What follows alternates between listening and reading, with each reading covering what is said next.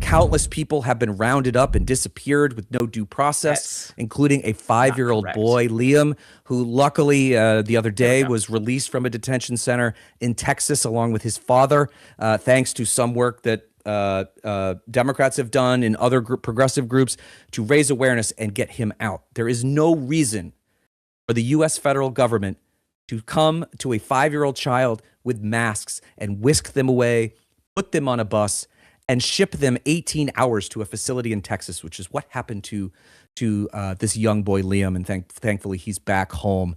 And a lot of that is due to everybody watching tonight and everybody telling us or telling the world about what is going on in Minnesota and all the ways that this is not what our democracy is supposed to be about. So tonight, you're going to hear from a whole host of people, but the main reason that we are here is to raise money for groups on the ground that are helping the communities that are affected most by this absurd and illegal ICE rage. And folks, you can scan the QR code on screen to get 3 great words in the I want to talk to you a little bit about the organizations. I believe in the bottom right-hand corner, there may be a QR code that you can use your phone and get the website to donate money to them. But the most important thing now is funding these groups. And I think another thing that's really important is that a lot of groups that are doing this work on the ground are losing their funding from the federal government due to the, excuse my language, but the big bullshit bill that was passed that cut tons of services for poor working class, middle class families in order for them to put food on the table, to keep their costs down and things like that. So it's going to be very, very important, even if you can only afford $5, $10, $25. All of that makes a difference, and all of it will go to these groups. And I'm going to list them, and I apologize that I have to read them because I cannot memorize all of them. Also, this got put together in like a handful of days. So one of them, and I have to go glasses mode here. Hell yeah. One of them is called Mi Casa, Solidarity, which is a community-led organization rooted in the Hispanic community. Together with local partners, they connect families to essential resources from basic needs and referrals to cultural navigation support and community education. That includes food assistance, diapers, formula, and other resources for infants and children, and volunteers to help immigrants navigate everyday life. And one of the things that is most important in Minnesota and other states like my home state of Maine right now is many immigrant families and communities do not feel safe going outside. Yep. So it is very, very difficult for them to get the things that they need to just live their daily life. So Mi Casa is one of those really great groups that we need to get our checkbooks out and our credit cards out and make donations to them right now. Another one is called the Immigrant Law Center of Minnesota. They enhance opportunities for immigrants and refugees through free immigration legal representation for low-income individuals and through education and advocacy with diverse communities. And this includes free legal services, legal education, and advocacy. One of the most important things right now is letting people know what rights they have as immigrants. It doesn't matter if they're undocumented. It doesn't matter if they are, their status is pending. Everybody deserves representation from the legal world, and these guys do amazing work, and they do not charge these people for this. This is why we have to fund it, because a lot of these immigrant communities cannot afford these services that would allow them to stay in this country. And then the final one, and I apologize because I am not a Spanish speaker, so I hope I do not screw this up, is Unidos Minnesota, which is a grassroots organization that builds power with Minnesota's working families to advance social, racial, and economic justice for all. This includes community organizing, leadership development, and power building to address root causes of injustice. All of these groups are doing essential work on the ground. All of your money will go towards those services. You know, these groups don't have a lot of overhead. Unidos is also training a lot of the observers you see on the ground in Minneapolis. So it is very, very important that we raise as much money as possible to make the people who are the target of ICE their life a little bit easier and give them the resources that they need to fight back against this lawless exercise that the Trump administration is doing to essentially stoke racial fear all across the country, because everything else that he is doing is unpopular. And actually, this may be the most unpopular thing that he has done to date. His numbers are in the mid-30s.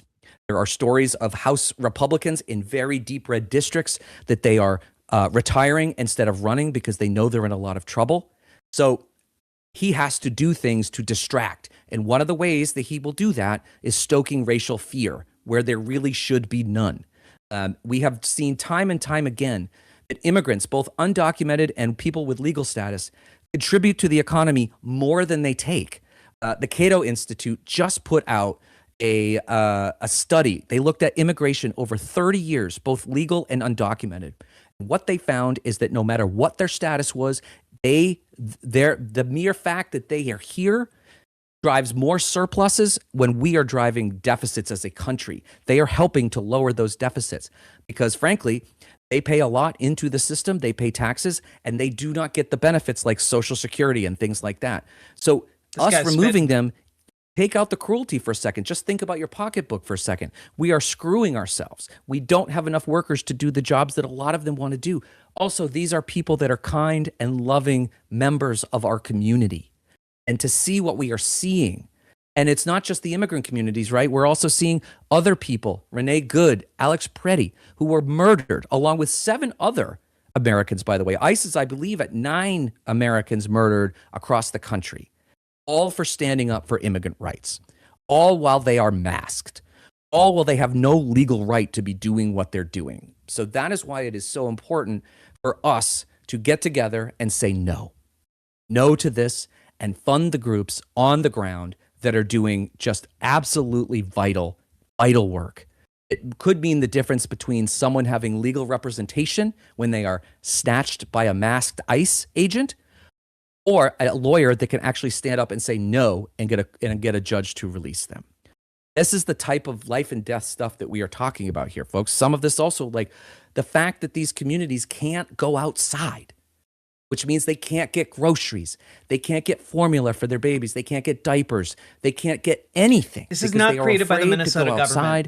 These groups are helping to bring stuff to their doors so that they don't have to worry about being snatched by someone that they don't even know whether they're a law enforcement officer or not, because they are masked. They don't identify themselves. And they also lie. Like, they are legally allowed to lie in certain circumstances. So they cannot trust the people that are coming to their doors unless they know they are from these organizations. That is why we are standing here tonight with our brothers and sisters in Minnesota and saying that we are with you. We love you, we care about you, and we are going to do everything we can to make sure your life goes back to normal as soon as possible, and try to make sure that this lawlessness does not happen in other states, which of course we have seen. Only in blue states. If you want to really get down to the politics of it, Maine, blue state. Minnesota, blue state. Chicago, blue state. Florida, no. The state of Chicago. No. That's right, baby. You have to ask yourself, why is this happening? And it's all because he wants a distraction, and he knows that if he puts that lawlessness in red states, he's going to start losing voters. So this is the battle that we are up against. This is literally a good versus evil situation. What the Trump administration is doing is cruel, inhumane, wrong, and illegal. And we can't do much about the illegal on them right now.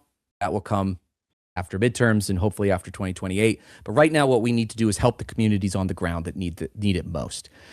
So with that, I've spoken for 10 minutes. You're probably like, why the hell is this guy rambling on so long? I want to actually see some of the people that I came to see tonight. So our very, very first panel is with, and excuse me for just 1 second here, which of course I have lost it, but I believe that we have 2 very, very, very important people. One is Adam Mockler, who is a big influencer, and you might see him on CNN sometimes. And you also have Aaron Rupar, who runs hell yeah. I'm going to forget the name of his public notice. I'm a subscriber, so you'd think I would know that. Aaron Rupar, baby. Somebody from Minnesota. So they are going to be our first panel, and then we're going to have 2 hours of people that you know, some people you don't.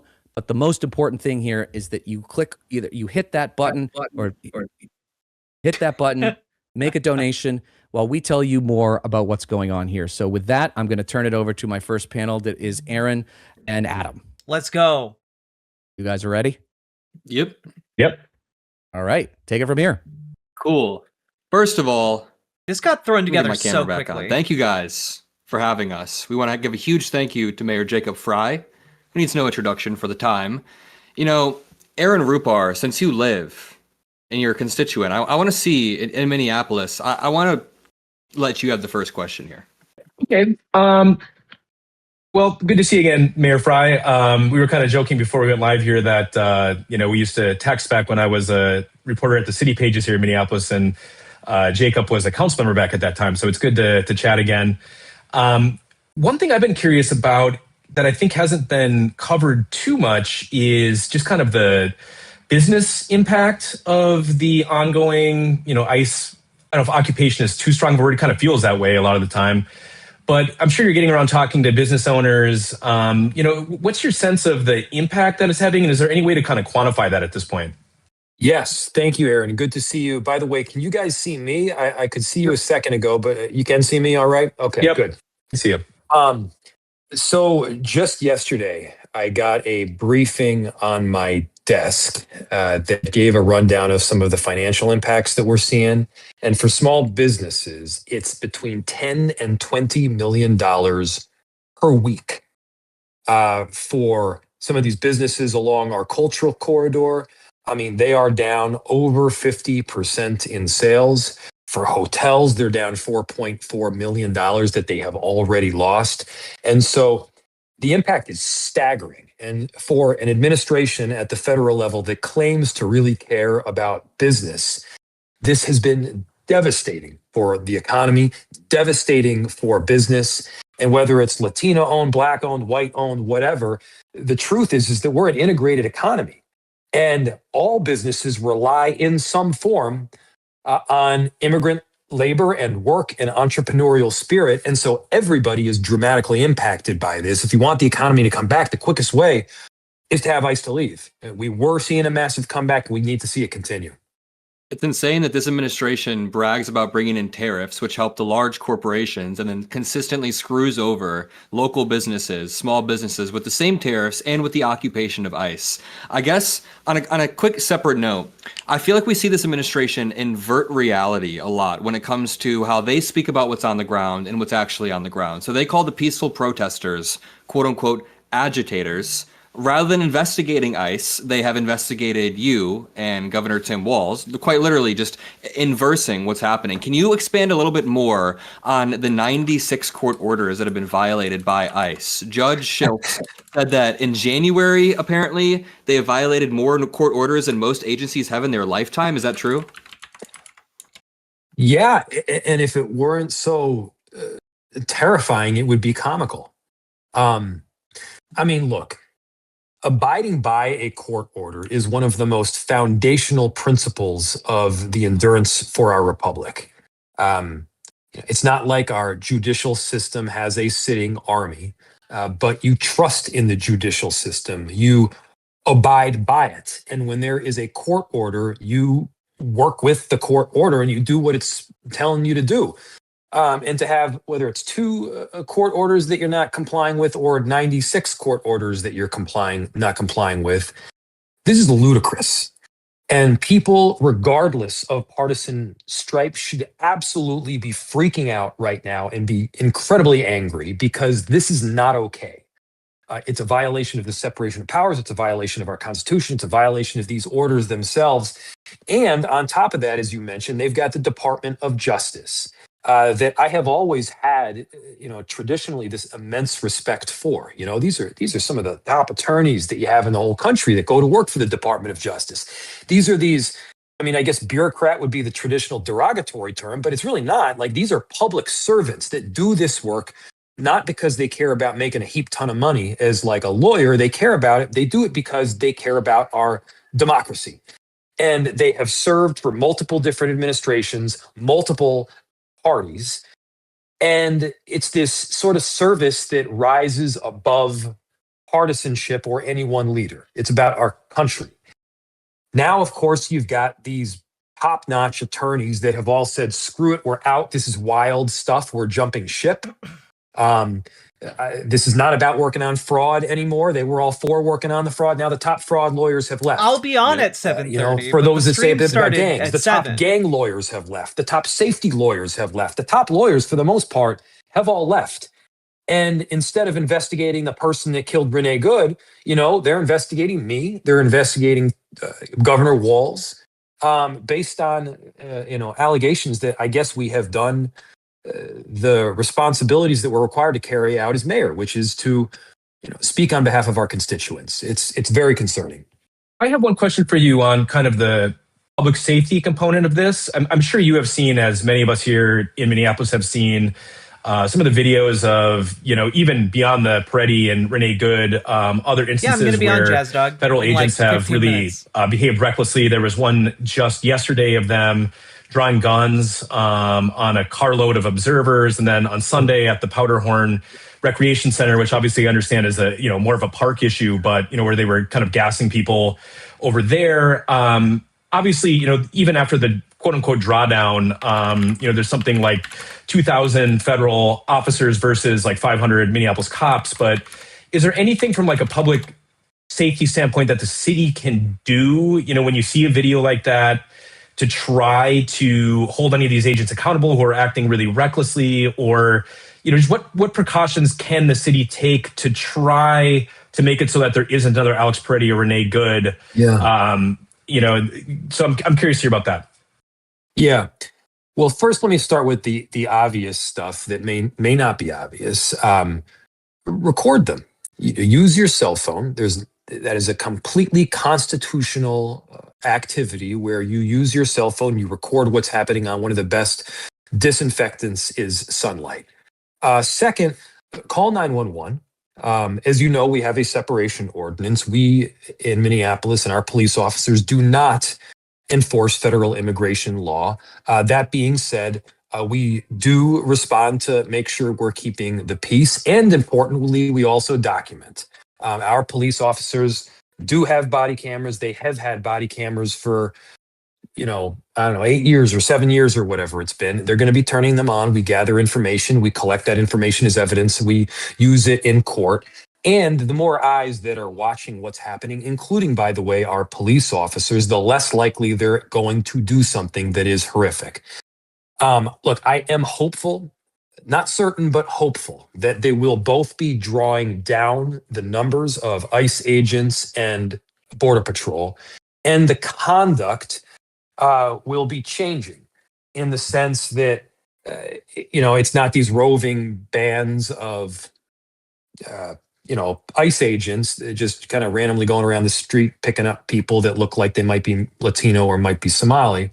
But it's more targeted. At least that's what they are saying. But again, I'll believe it when I see it. You're asking the right questions, though, because this is a very concerning time when the limited numbers of police officers that we have are dealing with these. It used to be 3,000 to 4,000 ICE agents. Now it's probably somewhere around 2,000 is what we're looking at.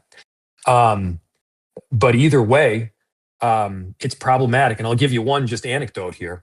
When Alex Peretti was killed, at that moment in time, we had 30 police officers in total that were working on shift for the city. It was a Saturday or a Sunday morning or something. And 30 officers in total throughout the city that have to do all their regular work. Meanwhile, there were, dozens and dozens of ICE agents on site on that location when this happened. And so that's kind of what we're up against. Yeah. Can I ask you a little bit about the vibe on the ground, the difference between the different leadership? Like, at first it seemed to have been Greg Bovino was leading the charge. Now Tom Homan is on the ground. Can you explain what the vibe has been like with Tom Homan? How has it been with him leading the charge lately? I mean, I can't speak for the vibe internally within ICE. I can tell you the intent, or at least the stated intent from Trump when he brought Homan in. The intent was supposedly to bring down the temperature. I've never met Bovino. I've never met Kristi Noem.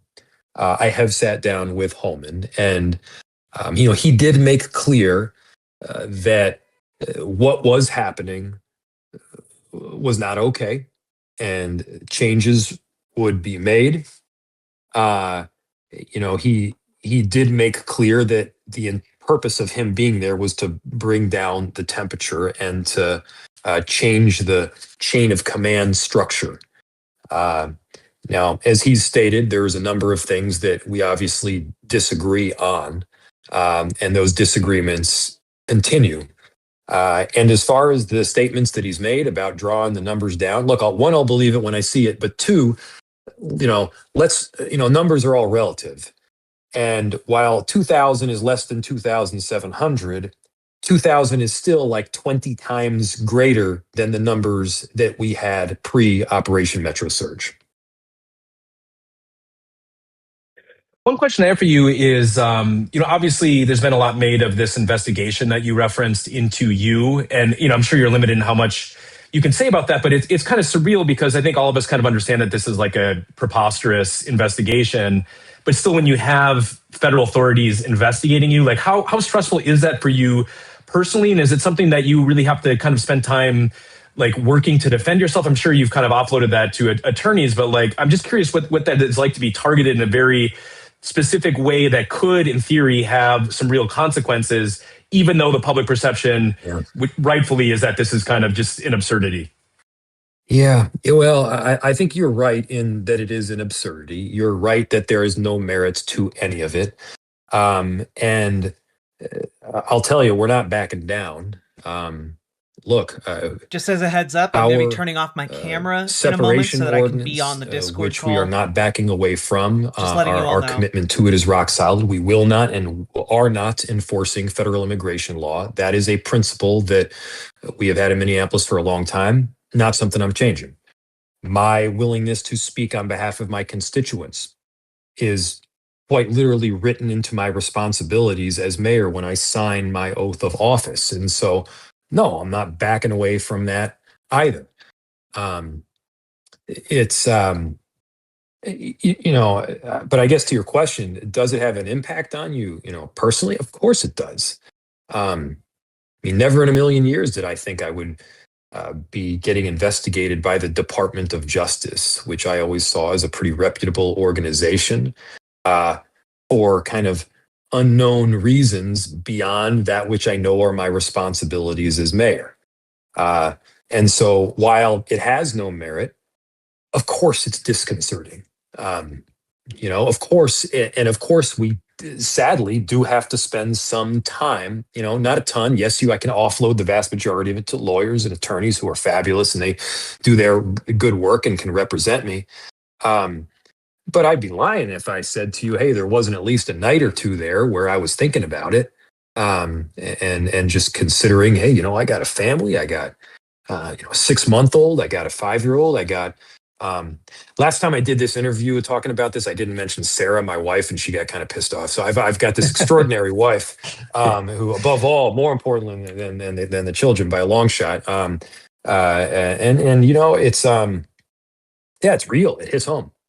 I have one final question on my end. I was listening to the Minneapolis police chief explain how over the past 5 years or so, there's been a very intentional building of trust with the community in a post-George Floyd world after all of that happened. The rebuilding of trust was very intentional on behalf of everyone, and ICE has kind of gone in, muddied the waters, and broken that apart in the course of 1 year. Can you speak to that a little bit?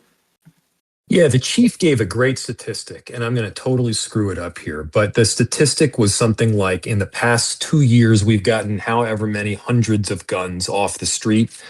The Minneapolis Police Department has gotten however many hundreds of guns off the street and not shot anybody. And in just 3 weeks, ICE has shot 3 people. And so we have done a lot of very intentional and methodical work around shifting the culture of the police department, training officers in so that when they encounter an intense situation, it's like muscle memory. They know what to do. And granted, we still have work to do, but I'm proud, really proud of the Minneapolis Police Department and the work that they have done to gain trust. Some of their most intense critics. I don't know if they'd say it publicly, but I've certainly heard it privately. Some of their most intense critics have been applauding the work that Chief O'Hara and our police have been undergoing. And they see the juxtaposition between the way that our cops handle things and the way that ICE handles things. And so again, we're not there yet, but huge amounts of work. And the fact that, you haven't seen the same complaints, you haven't seen the same violence, of police violence, you haven't seen the same kind of conduct from our Minneapolis Police Department, I think says something. I guess my exit question, I know your time is limited. Thank you for, taking some time out of a very busy day and very busy time to do this. I'm curious how you see this ending. Homan was kind of speaking out of both sides of his mouth this morning, where he was talking about a drawdown, but then in the next breath, that they aren't going to compromise, they're going to enforce immigration law, and citing the rhetoric, which has kind of become this like catch-all for just being upset at Democrats, it seems. But did you view his comments as being kind of like a first step toward them actually like really drawing down in a meaningful way where kind of normalcy can resume here, or how do you see this ending, and what kind of time frame do you see that on? I mean, certainly it's my hope that they are drawing down. I don't think collectively that they believe that this is going well from a political standpoint. I am hopeful that in the very near future here that they're going to be drawing down substantially, and then they will say that they are drawing down so that people feel more comfortable turning on the lights and opening the doors and going back to work and having these commercial corridors revitalized.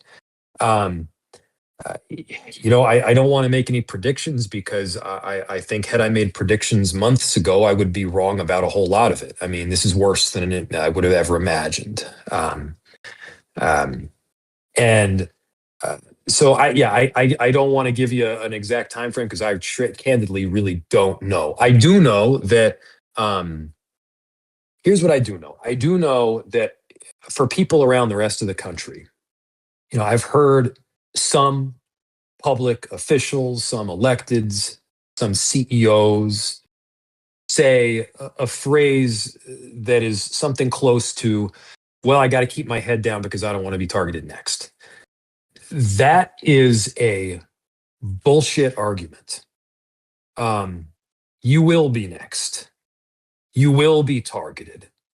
If we don't all speak up when we see violations that are wildly unconstitutional, then ultimately there's a ripple effect, and they come for every city and every business that isn't just complying.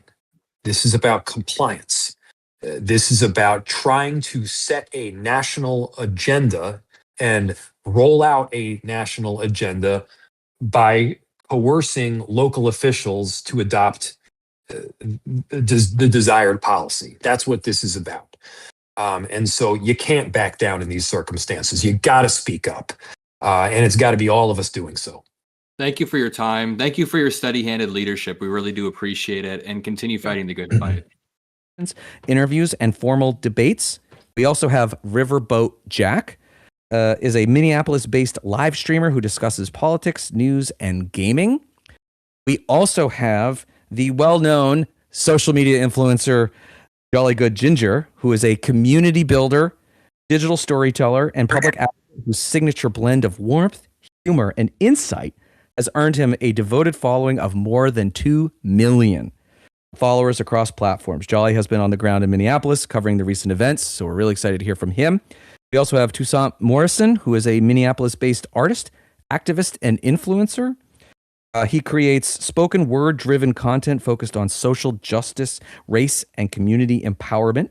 Morrison blends poetry, performance, and political messaging to engage audiences around cultural and civic issues. And last but not least, we have Sean McPherson, another resident of Minneapolis, who is a musician, radio host, and podcaster. He's been doing great coverage of the ICE occupation, and we are excited to have his perspective. So everybody, take it from here. Hello, welcome everybody. Well, I'm excited to have you all. I can see we have participants flashing in and out, so hopefully this will be steepled. So for the purpose of this discussion, I want to encourage you guys, if you guys are noticing somebody's talking for too long, do feel free to jump in. I really want this to be like a really casual, flowing conversation. But I kind of wanted to start out when we're talking about Minnesota and everything that's been going on. And obviously ICE has basically been the largest pushback against the Republicans, unfortunately, that we've seen across the nation, basically since Trump got elected, which has been nice to see, a little I would argue light to see, but it's nice to see. Are you guys, especially people in Minnesota, have you guys been surprised by the number of Republican officials that have actually come out so critical of ICE? Anybody else? Sean or Toussaint? Yeah, I was going to say I'm surprised more so at the Republicans who are still standing 10 toes down on their stance on ICE. When you see Lisa DeMuth's daughter speak out against her and openly refute her in Lisa's own comment section, that was pretty embarrassing for Lisa. And as for what was just mentioned with Chris Medell, that was interesting that he bowed out because he's made a career out of defending killer cops. Brian Londrigan to be one of them who killed Ricky Cobb. And it seemed like it was damage control for Chris because we'll see him back in court defending another killer cop. But when it becomes too obvious and it affects his bottom line, then it becomes a problem for Chris. So it was interesting to watch him bail out with the words that he used. That 10-minute video probably could have been 30 seconds. But yeah, I've been surprised by some of the Republicans. Yeah. I mean, a lot of them are defecting out of pure self-interest. You know, it's not they suddenly found their better angel. For sure. Well, I think some of the ways that people have to respond do go across partisan lines because there's people standing outside of daycares, there's people standing outside of schools in vests. That is clearly not normal. And you go into the most leftist hippie part of South Minneapolis, there's still some Republicans that have their kids there. And it's this moment where you go, it's not right to have people having to guard places of education. And it means that I think there's a lot of Republicans who are going, no matter how I'm aligned nationally, I can't be aligned with what this is locally. Yeah, those schools have really turned into like hubs where people are really coming together regardless of their political background. Because like when you start seeing like a kid is being snatched from the school by ICE, like it doesn't matter what your political background is. You're like, I got to make sure my kid is safe. I got to make sure their friends are safe. And like suddenly it becomes a much wider reaching issue for folks. Yeah, it's frustrating that we see Republicans caring when it's affecting their bottom line or their loved ones, or they recognize that it could be somebody that they know. Suddenly now it matters. But do you guys feel that Democrats are doing enough? Are you guys satisfied with the Democrat response so far? Do you guys want to see more? How do you feel the party, both state-wise but also nationally, is responding to this ICE invasion of Minnesota? To be honest, it's been kind of embarrassing for our mayor to not be able to call it murder or to be able to, what happened to Renee Good and Alex Preddy, or to say abolish ICE when you're seeing a lot of other elected officials say the same thing. So to answer your question shortly, no, I don't think Democrats have done enough. They could do a lot more, even in just the language. And what we're seeing, what we were talking about just earlier, is that this is affecting a lot of people's careers. And integrity is doing the right thing even when nobody's looking. But now some people are starting to speak up and do the right thing when, you know, it affects their bottom line. But even Democrats, it's been pretty embarrassing to see it, especially for the mayor, to still not be able to say abolish ICE while he's watching the residents of the city that he presides over be murdered in the street. Yeah, I will say I've been impressed by some of the lower level folks who are doing, like Jason Chavez is out there like all the time doing work. Could you tell us his position, just for viewers who are not familiar with Jason or anything? Sorry, Minneapolis City Council. Awesome. And he's been out just he's everywhere. Like he's genuinely all over the place, and he is constantly directing folks to community actions that they can take. And it's some real leadership we're seeing out of folks like him.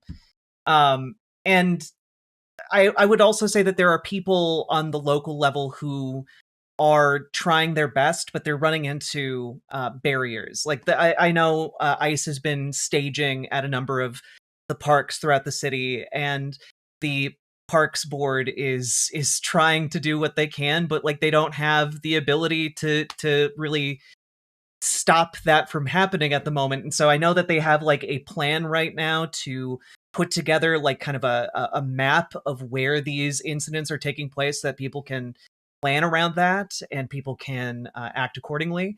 And I know that they're also compiling evidence for future prosecution, but it's, a lot of really good people with a lot of really great intentions who do not have enough power to stop what is happening right now. And it's deeply frustrating. And then you get above like the local level folks who are directly attached to what's happening. And the farther you get up the chain, the more frustrated I get with Democratic leadership. I get more and more disconnected. Yeah, I Yep. see. We got Jolly Good Ginger in here. Do we have you yet? Do we have the mic working and such? Can you hear me? Yes, success. Just to loop you in so that you're kind of following in, we're just talking about if we feel. I heard everything. Yeah, no problem. Okay, so I'll throw it to you or to Sean if either of you have thoughts on this topic as well. I mean, I don't care. The Republicans condemn ICE now. You don't get a brownie point for being a Nazi and then saying that some Nazis are worse than you. Are Democrats doing enough? No, Democrats are not doing shit. I mean, what is enough?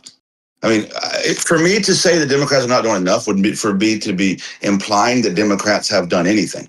Okay, there was a vote to not fund ICE. And here's what happens on Capitol Hill. I know because I spend a lot of time on Capitol Hill. I interview these guys. I know them by name. They know me by name, right? And we have a love-hate relationship. And there's this game we play where the 7 Democrats that voted that voted yes, are the bad guys, and we're the good guys. No, you're not. You're not. There needs to be hell to pay in the Democratic Party when you break ranks and vote with Nazis, and we're not making them pay hell. We're just playing word games where we say, "Oh, they're bad, but see, I'm good." Right? This is what white people do too. I'm the not racist white person. Fight white supremacy and shut up. So what Democrats are not doing is making their colleagues shit or get off the pot, and it's high time that Democrats do that. Otherwise, I'm tired of the conversation of either party, because I'm seeing, is the government even going to save us, or are we just stuck saving ourselves? And I think that's a message a lot of us are currently relating to.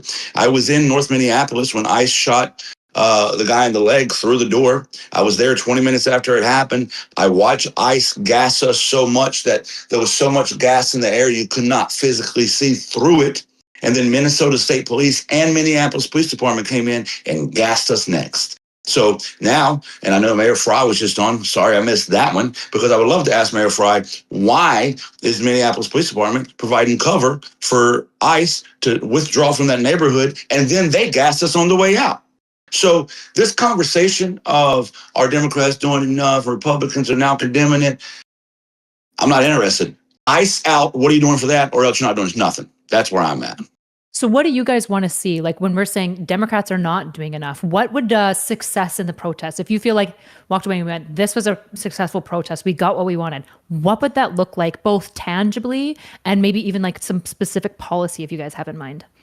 It would look like them being gone. Like they are all over the place. They are. I mean, like, frankly, I got so angry today because Chuck Schumer yet again goes out there and starts talking about reforming ICE. And like, I'm sorry, I think of the Jackson family in Minneapolis who had 6 of their kids in the car, and they were trying to get out of an area where protests were happening, and ICE heard them say that and then shot deliberately a flash grenade under their car, disabling it, and then shot a gas canister into their car. One of their kids almost died, had to get CPR, 6 months old.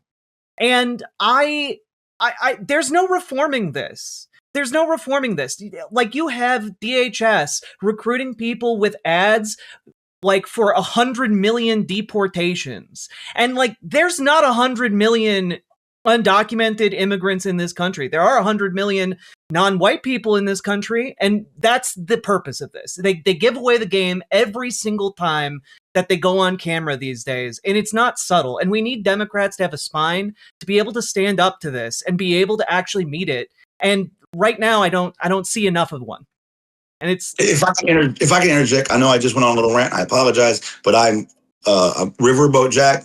Agreed, 100%. Because here's my thing about this: Democrats showing up to detention facilities and being denied entrance. I want my Democratic leader beating the door down right? I want the local, hey, you're not letting me in? Well, I'm not. Well, that's not how this is going to go. I'm an elected official. I represent 80,000, 180,000, 200,000, how many ever constituents you have. And you, new guy who got 47 days of training and was playing Call of Duty 48 days ago, doesn't get to tell me I'm not coming through the front door. I want to see Democratic officials out here in the street with us, getting gas with us, marching with us. Oh, Jolly, what does that do? That does everything. That does everything. Because I understand that we have this concept that there has to be a tangible policy. And I'm not taking a dart at your question, by the way. Your question is good. So this isn't directed at you. But there has to be this tangible policy result at the end of it for it to be a successful protest. No. Resistance looks like a lot of things. Resistance looks like protest. Resistance looks like leadership. Resistance looks like joy. Resistance looks like art. There's a lot of resistance, and people need to have the flame lit in them to resist. And when Democrats are not out on the street with us, when Democrats are not beating the doors down of these detention facilities, when Democrats are not holding to account the atrocities that's happening, how the hell can we depend on Democrats? And I don't want to hear the rules of Congress and we're the minority party. I don't care. They're not playing by the rules. So can you please close the rule book too? Thank you. And from the vantage point I'm at, I hear a lot of what people are saying.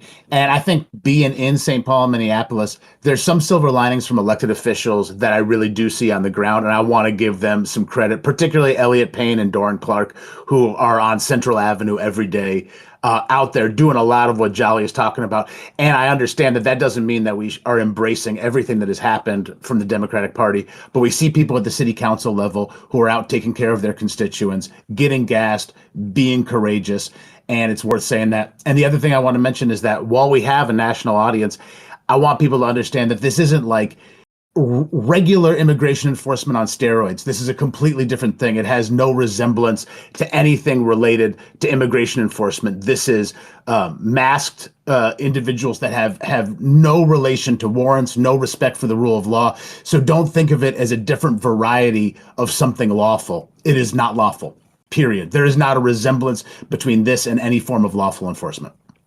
Thank you for pointing that out, Sean, because I was talking specifically about federally elected officials, and I'm glad you pointed out that these locally elected officials are out here doing work, and I appreciate you pointing that out.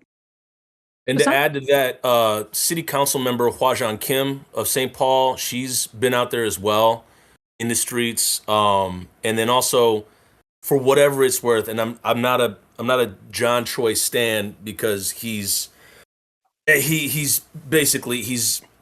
come to the abatement of killer cops in the past, but he and this is the Ramsey County attorney. I just for Ramsey folks County district attorney.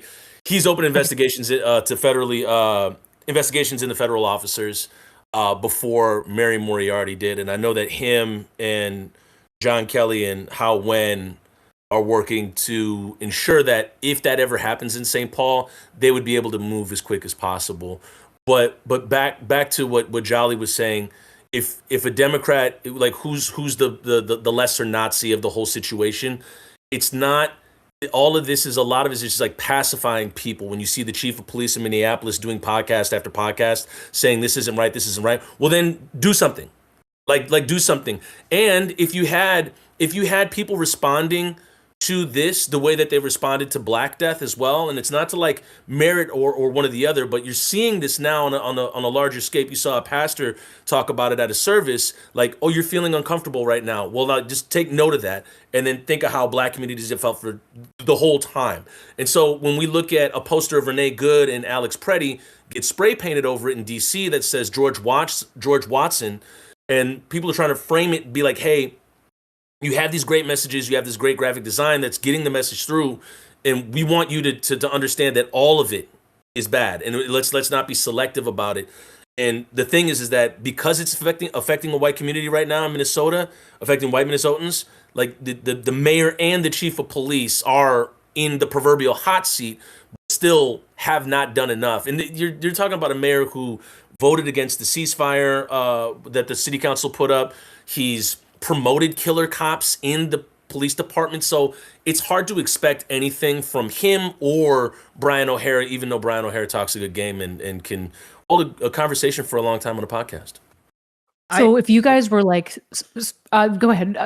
Maybe I'll toss it back to you guys. But yeah, just to quickly, if you guys were finding a politician that you'd like go like, you are getting the soul of what we're talking about. I think Mamdani did a really good job in his run because I think he connected with the soul of his people in a lot of way. It sounds like, something that Ginger's bringing up is, I want to see you on the ground. I want to see you there physically with us so that you can experience it. Are there other things that you guys would be looking for? And just to toss it back to Jack, because I did cut you off when I throw that in. It's all good. I was just gonna bring it back around. You asked like what policy, and abolish DHS, abolish ICE. Like the entire system is rotten to the core if it is capable of being used this way. There is no reforming this. Like the genie's out of the bottle. We gotta throw that bottle in the garbage where it belongs.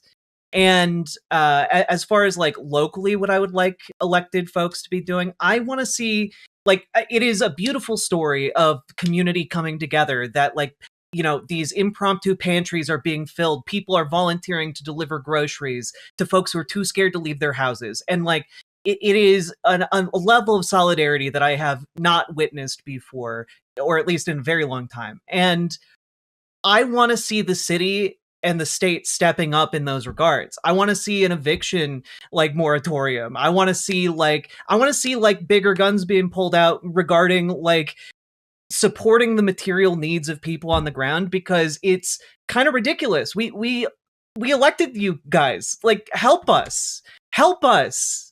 And like the level of rage that people are feeling right now, like, it is immense. And I know I'm not alone in feeling it, but it is burning every day under the surface of all of this solidarity. And like, we need some help. So I really, you brought up the DHS thing. Thank you. Because I will tie right back to what, I don't want to say it wrong. Is it Toussaint? Am I saying it right? Toussaint? Yeah, Toussaint. Okay, cool. So right back to what Toussaint was saying. I said the other day, I believe I was with Don Lemon, I think I was with, on his live stream. And I said, let's talk about this case. He had he was a legal gun owner. The officer approached him first. He complied with the officer's orders, and he was still shot to death. And I asked the live stream, we're all talking about Alex Pretty, right? They said, yeah. I was talking about Philando Castile. Mm-hmm. So what people need to quickly realize is what ICE is doing is what we've allowed police to do to Black, brown, and indigenous people forever. When you bring up DHS was formed, for anybody who may not remember this, post 9/11 Patriot Act, as a way to racially profile Muslims. Okay, so DHS was never like this good program that had good intentions. It was built in the height of Islamophobia and the height of pre-Afghanistan, pre-Iraq war. We got to go fight the terrorists, which meant Muslims the whole time. And that's what DHS was established for. We don't need it. Abolish DHS. So when I look at the federal level, that's all I want to hear from politics. I don't want to hear this Alyssa Slotkin neutrality where we need immigration enforcement. I believe it was Sean that said this isn't immigration enforcement on steroids. This is just something different. Bingo. If you want to talk about immigration enforcement, whatever, I don't care. It's not ICE. It's not DHS. Bye. Right? We did it just fine through 2001 without it. So that's what I want to see at the federal level. And on the local level, I'm going to tell you something as an out-of-towner. And I chased ICE in Chicago. I chased ICE in DC. And I came here and I chased ICE in Minneapolis. And I documented the whole thing. And I'm telling you something, Minneapolis, and this is no shade to Chicago or DC, because I love Chicago. But Minneapolis is an amazing city, and they have one of the most sophisticated network of mutual aid and rapid response that I've seen out of any city. So what would I like to see from local leaders here? The leaders that this city deserves, because this is an amazing city, and they're putting in all the work. And if you're not one of the leaders doing the work with this city, they deserve better.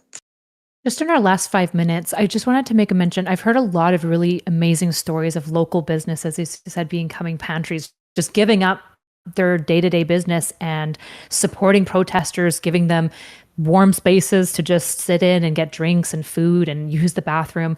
Do you guys have any stories, or have you guys been connecting with these small local businesses and people kind of supporting each other at this organic ground level? I'll go first. I have. Go ahead, Sean. You go, Sean. Go. you don't really go into many businesses that don't have these signs that are printed out from Monarca, which is another organization doing amazing work in here, that says everyone is welcome except for ICE. And you see these saying you need to have a warrant to come in. And that's quasi universal for small businesses in the worlds I traffic in. And what you're seeing above and beyond that is almost every spot you go, you just go to the bathroom and you go, oh, there's the food drive. You go to some different corner and you go, oh, that's where the Venmo links are for people to support it. It's not 100% of places that are doing that, but the way that small businesses, and I really need to underline small businesses because I've been very disappointed by what the Fortune 500 companies have done in the Twin Cities, but small businesses have responded in a disproportionately important way to make sure that people get support they need. And you mentioned how amazing Minneapolis is, Jolly, and I just want to say that's because we've been through this before. And a lot of that came from Black and brown activism, starting with Jamar Clark and the killing of Jamar Clark in Minneapolis. And those networks are not 2 months old. Maybe the signal chat is, but the networks that support it are over 10 years old and in some cases longer. And that's why I think small business knew what they had to do, because people would come with questions if they didn't. That's my litmus test of whether I walk through the front door in Minneapolis. If you don't have the everybody's welcome but ICE sign, I'll go to the next business. But I just want to shout out one business specifically, Smitten Kitten. It was the first one that I went into. Right. There's plenty of them here. I can name 10 off the top of my head that are doing a lot of mutual aid. But Smitten Kitten was the first one I found.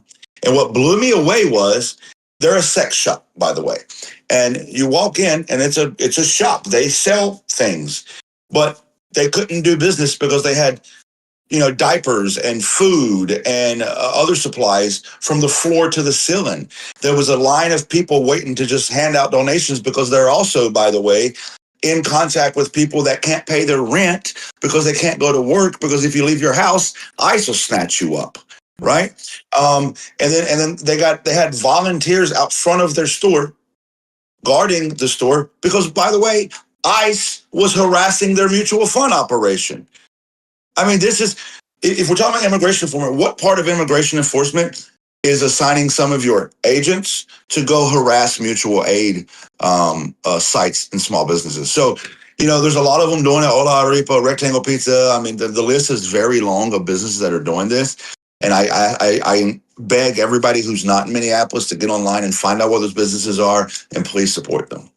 And I would just like to shout out Powwow Grounds in Minneapolis. They have been that genuinely it's wild. They are kind of a hub coordinating a lot of ICE observation patrols. They are gathering material goods like blankets, because it's cold out here, guys, for folks in the community who need them, like folks who are really, because again, a lot of business has slowed in the Twin Cities area as a result of this occupation, and people are afraid to go to work, and so some of these things that seem like basic necessities are really required for people out there. And I just also want to note, Powwow Grounds, it's indigenous, and the indigenous community here in Minneapolis has especially been targeted by ICE as well. It doesn't matter if you're a citizen or not. If they think you look different or talk different, they're gonna harass you at best, and at worst disappear you. It is really difficult to put into words the aura of terror that they have unleashed on this city. And the solidarity is the thing keeping it at bay right now. We're keeping us safe, but it'd be great if we had some help. IndigenousProtectorMovement.org. Go there. I would shout out Ben, large white man who works at Rectangle. When in 2020 in June, when we were at an anti-protest, which I would not recommend anybody to go to before getting informed on it. I remember Nerdy Matt was at the counter protest, and he made an announcement on the megaphone. He said, "White folks, I need you to be a shield and not a sword right now." because provoking these people are just going to bring violence to the brown and black folks that are out at the protest here. And it many times, I mean, in this fight, like Sean mentioned, back to Jamar Clark getting murdered by the Minneapolis Police Department, what was needed in many times was for white folks to, be a shield or get involved at all. And when it seemingly doesn't affect you. Remember when Justine DeMond was murdered by the police, that everybody pulled up, and all of Southwest Minneapolis did. But Ben put himself between, the place that he's employed at and an ICE officer, and scared the shit out of him too, rightfully.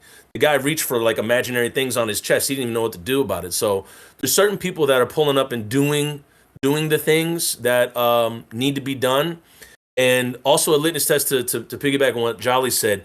If an elected official says, we just need to train them better, you can't train the racism out of these people. You can't train the fascism out of them. The training is not the issue. So when Cory Booker or Jake Frey, boy mayor of Minneapolis, says that, it's just mind-numbing, because it's like, do you not see the public executions in the street? You can't train that out of those people. So just to add that in. Yeah. I think one thing that strikes me is I think there's really interesting conversation that has to have around race and around what ICE is. But there's a really interesting thing. You guys are describing this there's a class conversation here, right? You've got small, probably middle and working class and lower class people all donating, all helping each other, serving each other foods, where you've got Fortune 500 companies. It sounds like basically not engaging. They don't want to probably affect their bottom line, and they understand that some of their bottom line is voted for this insanity. It's quite an interesting conversation of, again, the people on the ground, the people most affected by wealth disparity, most affected by ICE agents, are also the people banding together and supporting one another. Do you guys have any thoughts kind of about this lens?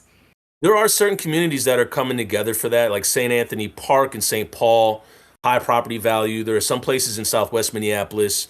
And I think a lot of people, it's uncomfortable for them to talk about that, because a lot of the redlining and racial covenants are the reason why some of these white communities can exist in Minneapolis and St. Paul. And now that they're seeing themselves in Renee Good and Alex Preddy, they're chipping in. And I forget the psychological word for it, but there are some communities that are actually chipping in, as before in 2020. And I'm sure Sean can speak to this, or Jack, but there were certain communities that were like entirely in 2020 that was like, hey, I'm Paul and this is between y'all. And it was like, really? I'm pretty sure they're coming for you next. Like, now that they have checkpoints off of like highways and whatnot, there are certain communities that are chipping in. Awesome. Tim, I noticed you popped in. Yeah, I think this has gone by incredibly fast, and I just want to thank you all. And it's in particular, I am not from Minnesota, and it's been very, very fascinating to hear from all of you talk about what you need on the ground, and I really appreciate it. And I know I've learned a lot about this, so thank you all for joining, and keep doing the work you're doing. And also, people who are watching, please donate to these groups on the QR code below, because this is, Jolly, do you have something on your tattoo? Is you showing us on your tattoo something? What does it say? Shout out to Uptown. It says Single Amiga. Shout out to Uptown Tattoo. Okay. I love it. And it's so great to hear about all the local businesses doing great stuff. So thank you all for doing this. Keep doing your great work, and we've got your back 100%. So thank you for all of this. Thanks for having me. Thank you. Yeah, no problem. So this is a perfect segue into our next guest, who I think pretty much everybody on here will probably know. Ladies and gentlemen, we have Senator Cory Booker with us tonight. Senator, are you here? We're not here yet. Okay, I'm going to riff while we figure out, oh, maybe this is it now. Senator, can we hear you? Are you there? I hope you could hear me. I can hear you. I can't see you. I don't know if we're just doing audio, but... Nope, then I was told, tell me if that works. There you go. Go. We can see you. Okay. All right. Well, Senator, it's great to have you. Thank you for joining us tonight. I don't know how much you heard about the previous panel, but we had a lot of people that have been doing the work on the ground in Minneapolis. And one of the questions that they have for you and for everybody on the Democratic side in the United States Senate is, what can you do to help them, and how can we get ICE out of our communities? Well, look, I want to be very candid with you. We are a nation that comes from a history of protest. Change does not come from Washington. It never has, it never will. We didn't get civil rights in America because one day Strom Thurmond came to the Senate floor and said, "I've seen the light. Let those Negro people have the right to vote." We didn't get suffrage because one day a bunch of men on the Senate floor said, "Hey, fellas, everybody bring it in, suffrage on 3." Every single step of American progress has had to overcome often challenges from some government entity, whether it was George Wallace and state governments, or even as I know from here we are during a Black History Month, whether it was the federal government itself. I love what Frederick Douglass says: find out just what any people will quietly submit to, and you found out the exact measure of injustice and wrong which will be imposed upon them. And these will continue until they are resisted. And that's where we are right now. Our country was founded not by the statesmen that dominate it, but it was founded by people who were willing to stand up against the unjust imposition of power from elites, from wealthy, from people that were willing to suppress freedoms and rights. Remember, even our Bill of Rights, the first 10 amendments, didn't come from the framers. That came from people that were demanding things like the right to petition government, the right to assemble, freedom of speech. So I'm where I am, and when I got to Washington, I was the only Black guy in the Democratic caucus. 1 second, sorry, I'm fiddling with the tech because the tech never imagined me. I was the 4th Black person ever elected to the United States Senate, and I never forget that I didn't get there because of the action of senators. I'm not being quiet because I'm got there so because of the thoughtfully actions of listening to people Cory like Booker. I watched today in your state. So I'm one of those Democrats right now that's upset. There are conversations going on about, frankly, accountability measures that on bills I've carried since George Floyd. Things that are obvious, from body cameras to not letting masked agents run. But I will tell you this right now: when you have an agency invading our communities that is lawless itself, which violates laws, violates our Constitution, violates our rights to privacy, violates our civil rights, violates our lives, kills people, passing more accountability measures is something I will always fight for, but it's not meeting this moment. It's not going to stop the injustices that Donald Trump is continuing to impose into our communities, and not because he's going after violent criminals. He's made it clear he's doing this to try to strip away rights, including voting rights, as he has said through Pam Bondi. If you give me your voter rolls, violate the Constitution, give me this private information of your citizenry, then maybe I'll back off. And now I hear from the new person they put in charge, they may change the head, but the activities going on the ground have not changed. And what is he saying? As soon as I think my officers are safe. Safe from what? From nonviolent citizens exercising their rights? So I'm telling you right now, I'm sorry. But look to your left, look to your right, look to the people standing up with you. That's where your hope is going to come from. I gotta be honest. Cory Booker's making me really, really mad, guys. I can't listen to him right now. I would love to.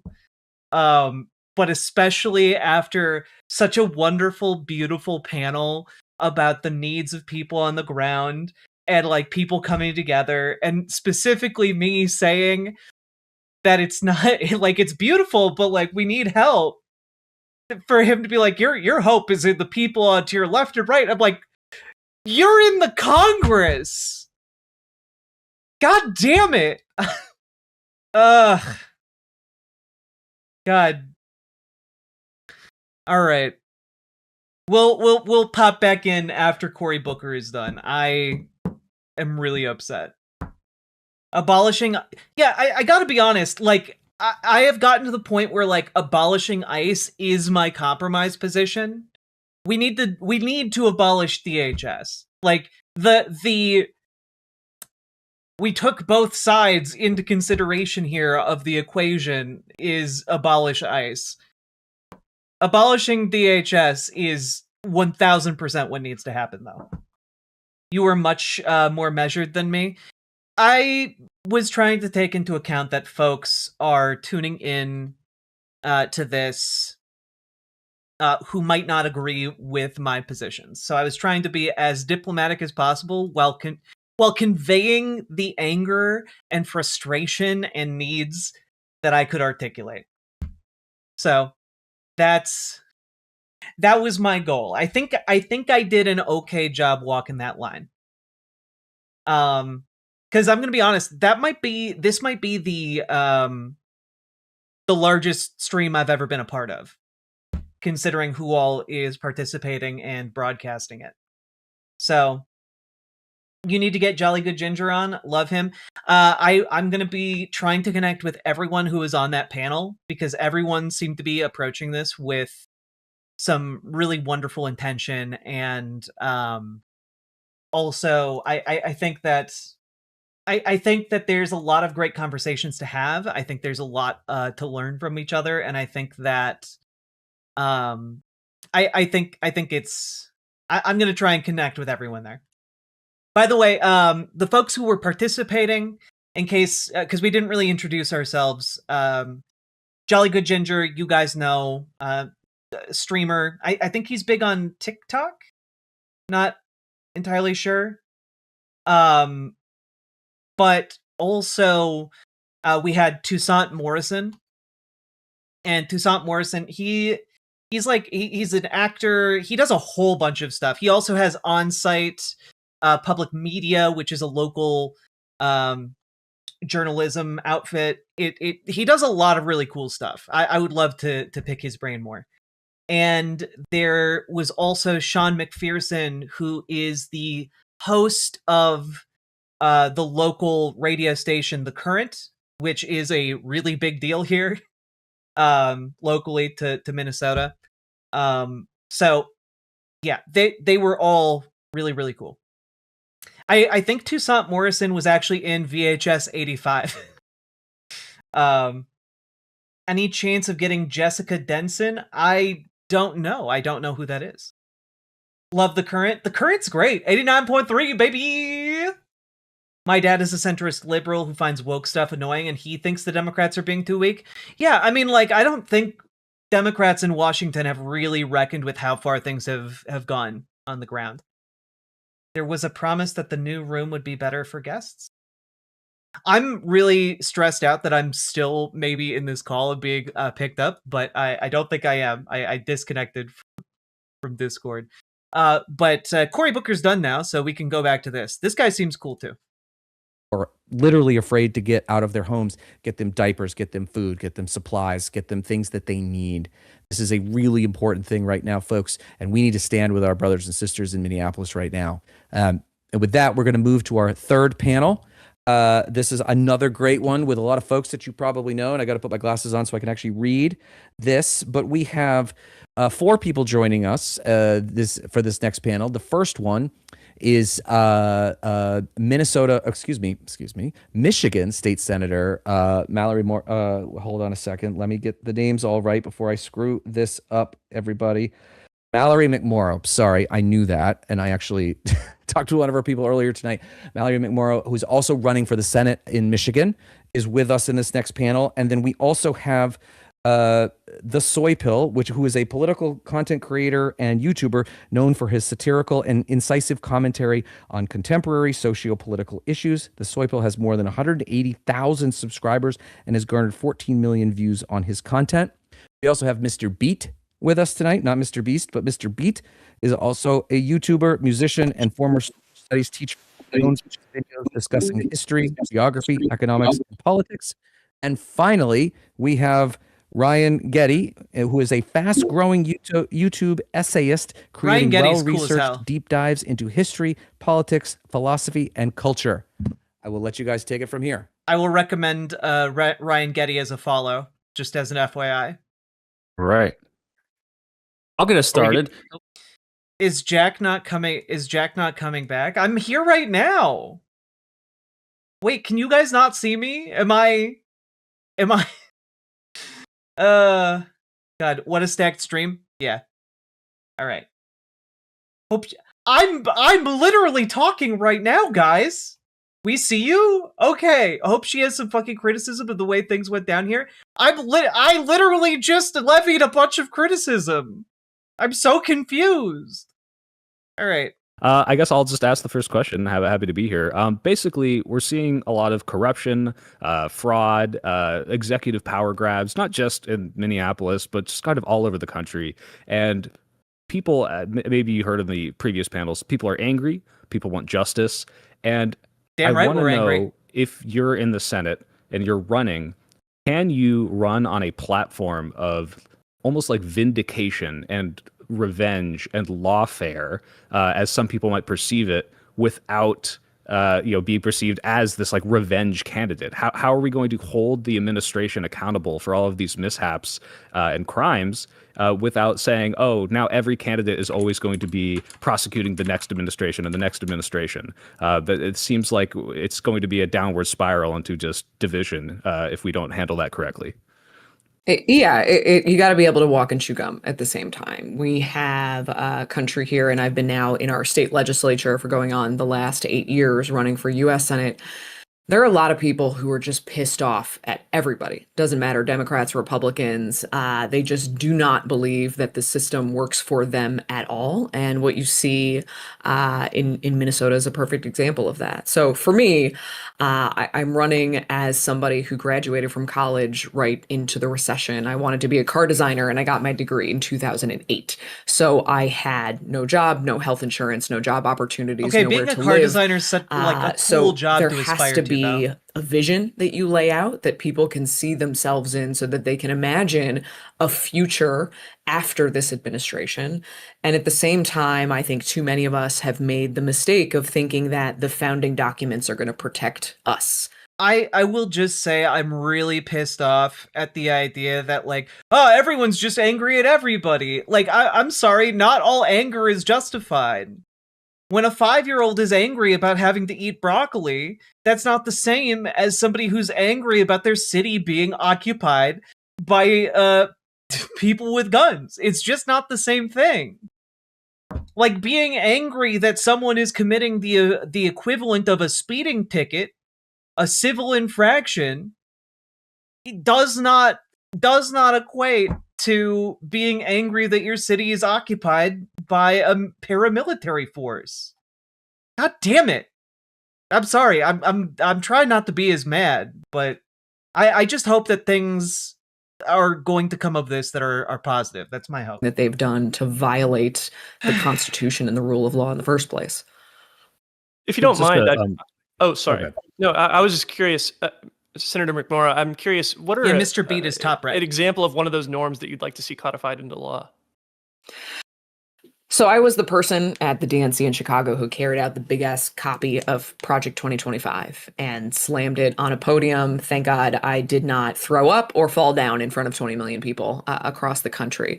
But what I talked about in that speech was systematically going through state departments and firing lifelong civil servants and replacing them with loyalists. Now, that's not illegal, but it sets up this reality where rather than having people like Trump 1.0, where he had people in his cabinet, in his administration who knew when he was crossing the line and would check him, now you have an administration full of yes men.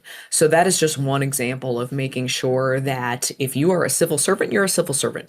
It doesn't matter what letter is behind your name. You've dedicated your career to NOAA, to understanding the weather, or to even immigration enforcement, that is your job. That's just one example, because if we don't do that, then, Soy Pill, to your exact point, we get to a place where it's just retribution after retribution. You're replacing all of these departments with your people, and that is a huge disservice to Americans. We've forgotten who we serve. And just a quick clarification, because I really like the answer of we need to establish new codified ways to say you can't violate these norms. So that prevents it happening again. But is there a way to prevent or hold the administration accountable for what they've already done that's a violation of things that are law, when we ignore judges, when we make ICE a arm of the executive? Like more bureaucracy can sometimes help. This isn't one of those cases. They're just blatantly violating the law. Like, we need accountability on a mass scale. Out seeming vindictive without causing that pendulum swing. Yeah, one of the things that this administration is really good at is convincing all of us that we are powerless. It is this endless onslaught. It is a fire hose of horrible news. I mean, the way that they use social media content is just to piss you off.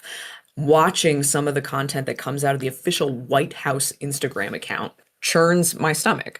They're carrying out these immigration raids. I remember the video in Chicago when there were kids being dragged out in zip ties when they are going into let me on the panel, please. To carry out preschool. Please let me on the panel.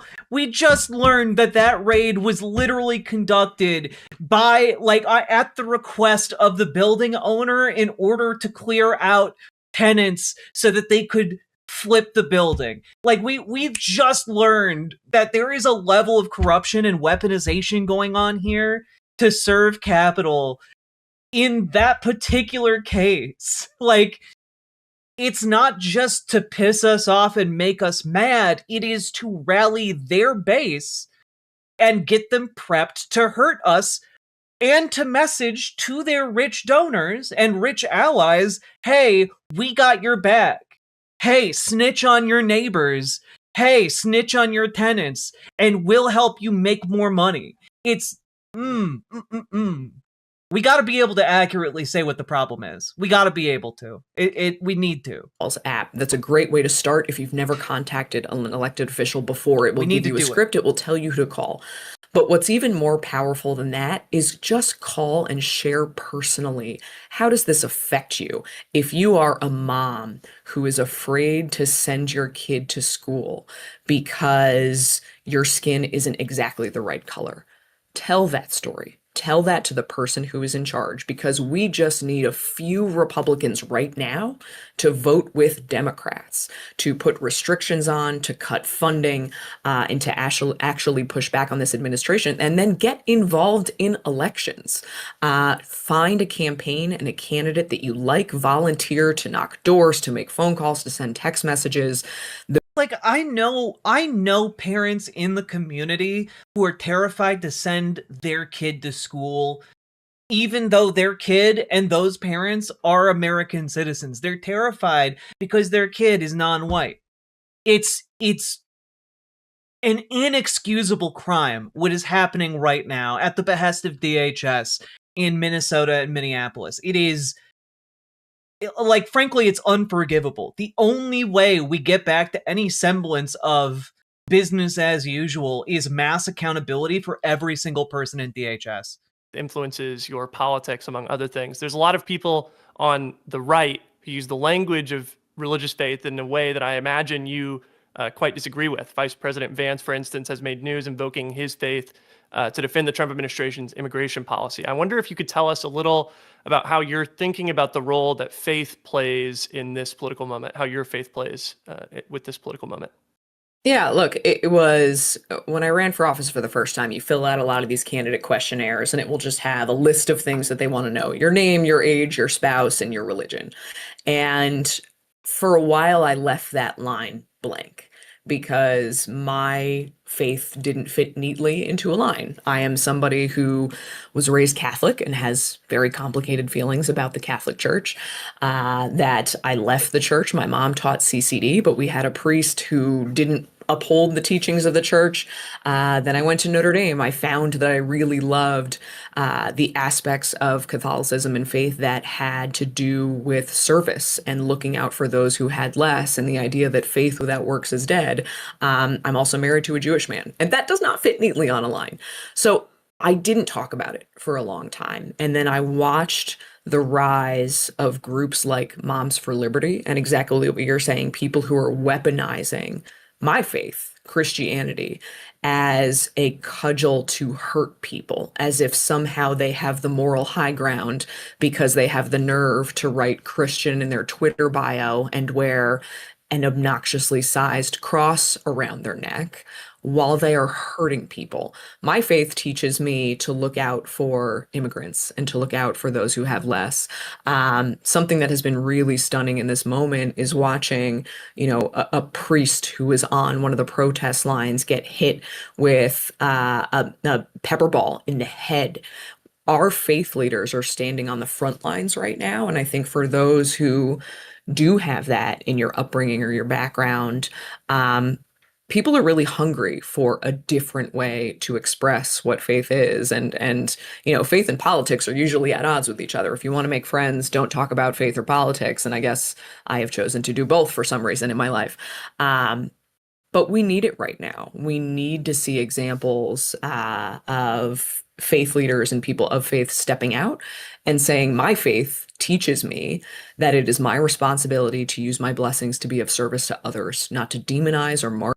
Unrelated to anything happening here, Ryan Getty's background is adorable. Like this little stuffed bear, this little Revolutionary War soldier. Like I love it. It's cute. It's cute. But yeah, 2026 does seem like one of the few years in American history in which we have, like, if you're an outsider, you have a better chance of getting elected. I consider you an outsider. Like you said yourself, you're not someone who ever envisioned yourself getting into politics. You like Googled how to run for office in 2016. That's pretty cool. So that said, it seems like this is a very populist time.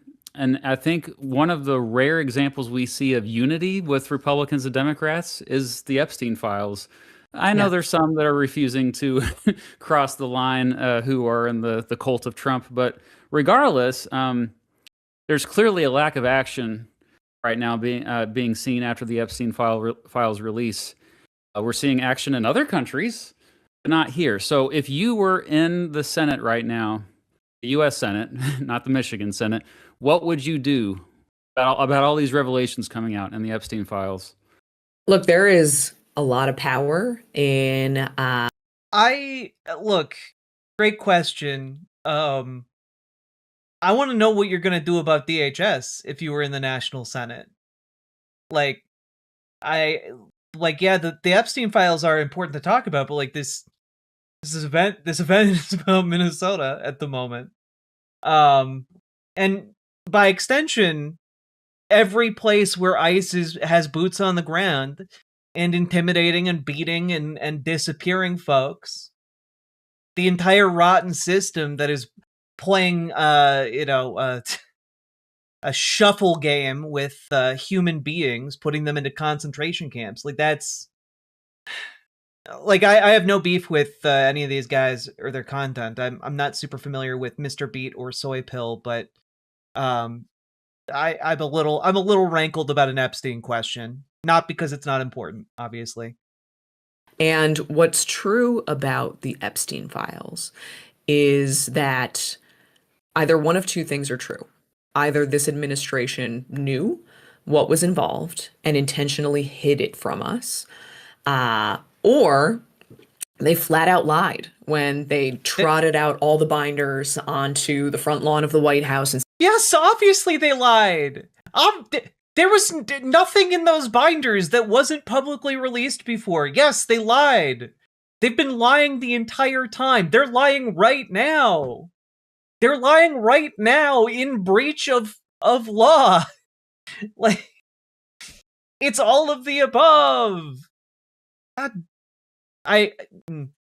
see, this is why when I'm on a panel, I'm on my best behavior, okay?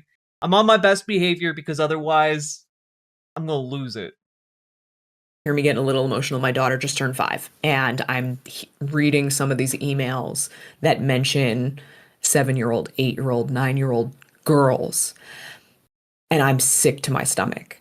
So if you're not in power, You use social media, you hold your own press conferences, you invite survivors to tell their own stories about what it means, and you keep talking about it over and over and over, because you're right, there are Republicans who have come to the table who said this is wrong. And Marjorie Taylor Greene, of all people, saying nothing about this is making America great again. It's not America first. It is covering up for the rich and powerful at the expense of vulnerable girls, and we won't stand for it. It's a bit symbolic too. I think it's this one underlying theme of all of our questions for you tonight. I think has been there just hasn't been transparency. There's no trust. Ordinary folks do not trust the federal government in particular, and so I kind of have a little follow up there. One of my big reforms this year is I've been contacting my congressman every single day. So Based. This is day 35. Based. And I've been trying to get him to give me one reason why he currently doesn't support uncapping the House, which means expanding the House of Representatives. There's currently 435, and that number has been static since 1929, despite the population more than tripling since then. And so the reason why I asked this, it's related, I promise you. One reason I firmly believe there is this lack of trust between citizens and the federal government is because, well, frankly, the federal government has members of Congress have no incentive to listen to their constituents. They have incentives to listen to their donors. And I'm sure you're speaking with donors on your, quite a bit right now. You kind of have to. It's the freaking game. Expanding the House, though. Is this something you've even thought about? Seems cool. What are your thoughts on that? Has anyone ever thought about replacing Mr. Beast with Mr. Beat? Just an idea, just like a small typo in the back end of YouTube could save us all. And that many people. And as many events as we do, it's hard to see everybody. And I think it is really important to be able to meet the people you represent face to face. And I would be open to it, because the House is supposed to be the people's house. You've got two chambers. You have the House and you have the Senate. And it's not just that. There are comprehensive reforms that need to take place. You're exactly right. I have to talk to a lot of donors right now because in a state like Michigan with an open Senate seat, I'm going to have to raise at least $60 million to be competitive.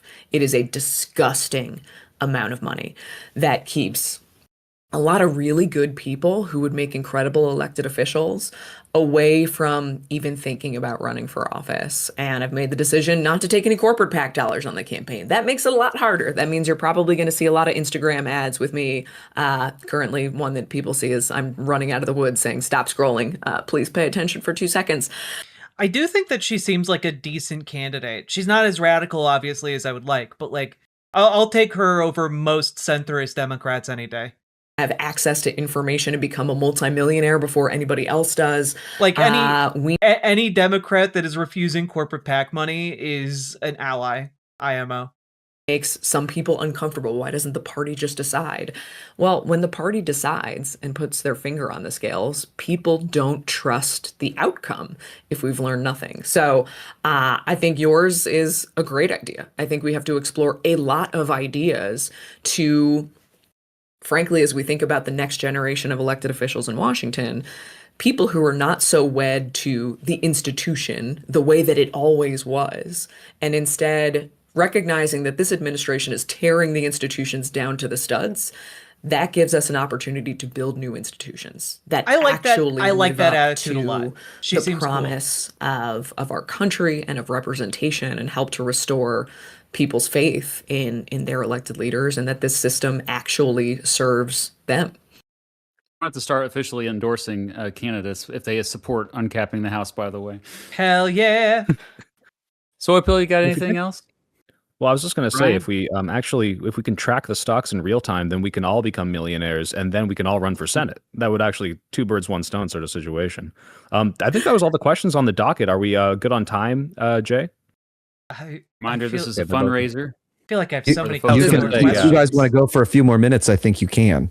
You've got 5 minutes. I have so many more questions. Real quick before we forget, because rapid fire. we'll push it.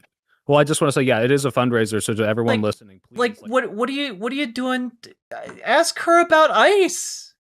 Ask her what she's doing. Ask her how she's organizing in her community. Like, what are the contingencies when ICE starts abducting children from schools in her district? Like, I want, like, every single Democrat in this country should be getting asked that right now and should have an answer. Yeah, and she sounds like a lib, but like a lib who doesn't take corporate PAC money is an ally, I think. She's not organizing, that's the thing, I bet. I mean, it could be. It could be, but like I just want more questions that are actually on the topic. Well, Abdul El Sayed is, I believe, is running for national, like in Congress. I think she's a state level elected official, like a state level Michigander. Awkward. Well, Soy, I know you were about to get into a question there. I was. I thought you were. I'm curious. I'm curious if you have trust in government is something that I talk about a lot on my channel. I think it's one of the biggest problems that we have as a society is we have a situation where a lot of people do not have trust in the government. I wonder, Matt obviously talked about expanding the House of Representatives. Are there other things that you think that you would be able to do in the Senate that would help to restore people's trust in government? Beyond the filibuster. Beyond the filibuster. Beyond the filibuster. Yes. Yeah.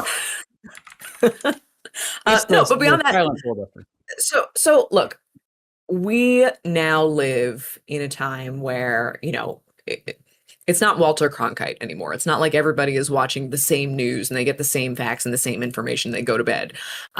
We now live in an area where everybody has different news sources, different media outlets. And I think that that is both a terrible thing and a good thing. I mean, the fact that we can all come together and just broadcast this out to whoever is watching, I think is a wonderful thing.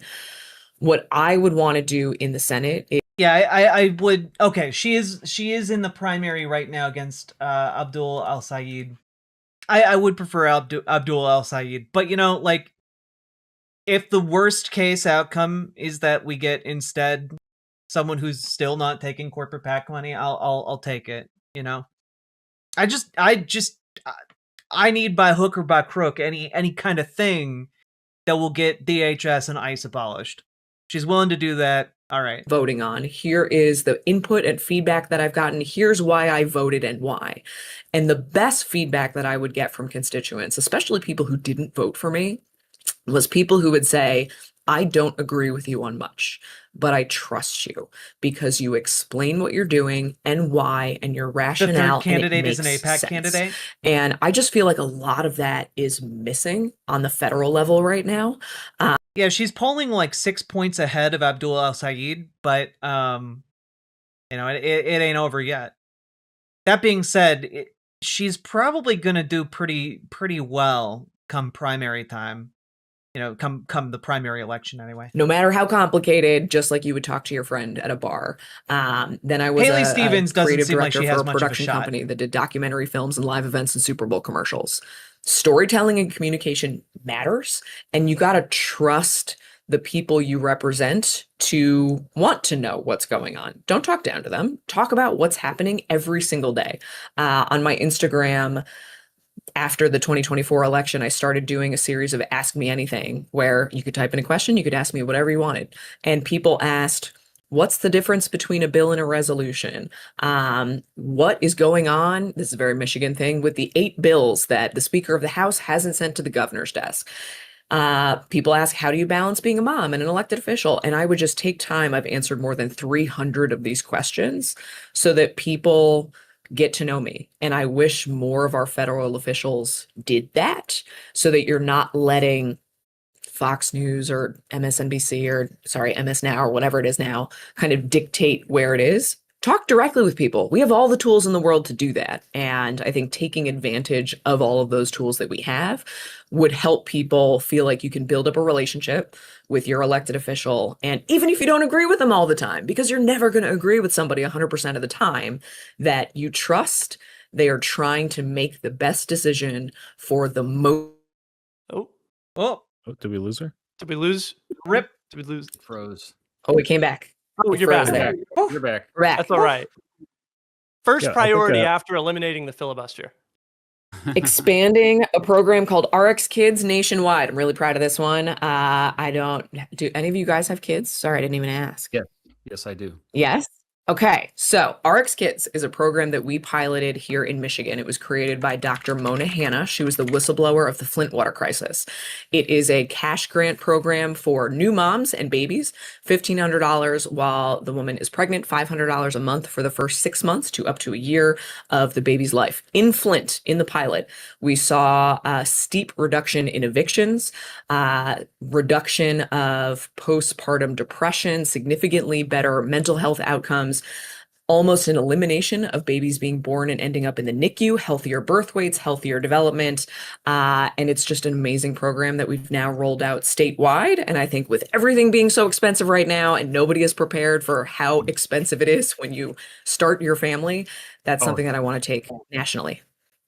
Heck yeah. It's like Wait, UBI. that's but one for last. new Don't moms. forget to donate, folks. Oh, sorry. Yeah, don't forget to donate. One last question. This is super serious. If elected senator, will you build a Hot Wheels loop-de-loop racetrack on Mitch McConnell's desk so he's distracted and stops blocking bills? Yes. Also, I have the background to do this. I helped. You're gonna have to build it in the hospital, though. That bitch might be dying. Town Los Angeles. We sent 2 race car drivers through them and nobody died. So I can do this and we need to bring it to DC. That would put Mitch catatonic. That's awesome. Well, I don't even know how to follow up on that, but thank you. Thank you, everybody. Wait, really? Yeah, for Mitch joining us McConnell's not doing tonight. so hot, And guys. Mallory, I think if you become the next senator, you probably It's the a only one that has Valentine's a Hot Wheels car miracle. named after you. So you know that's a badge of honor for sure. So thank you, everybody. Thank you again to all of you listening as well. Please make sure you hit that donate button. Use your phone for the QR code.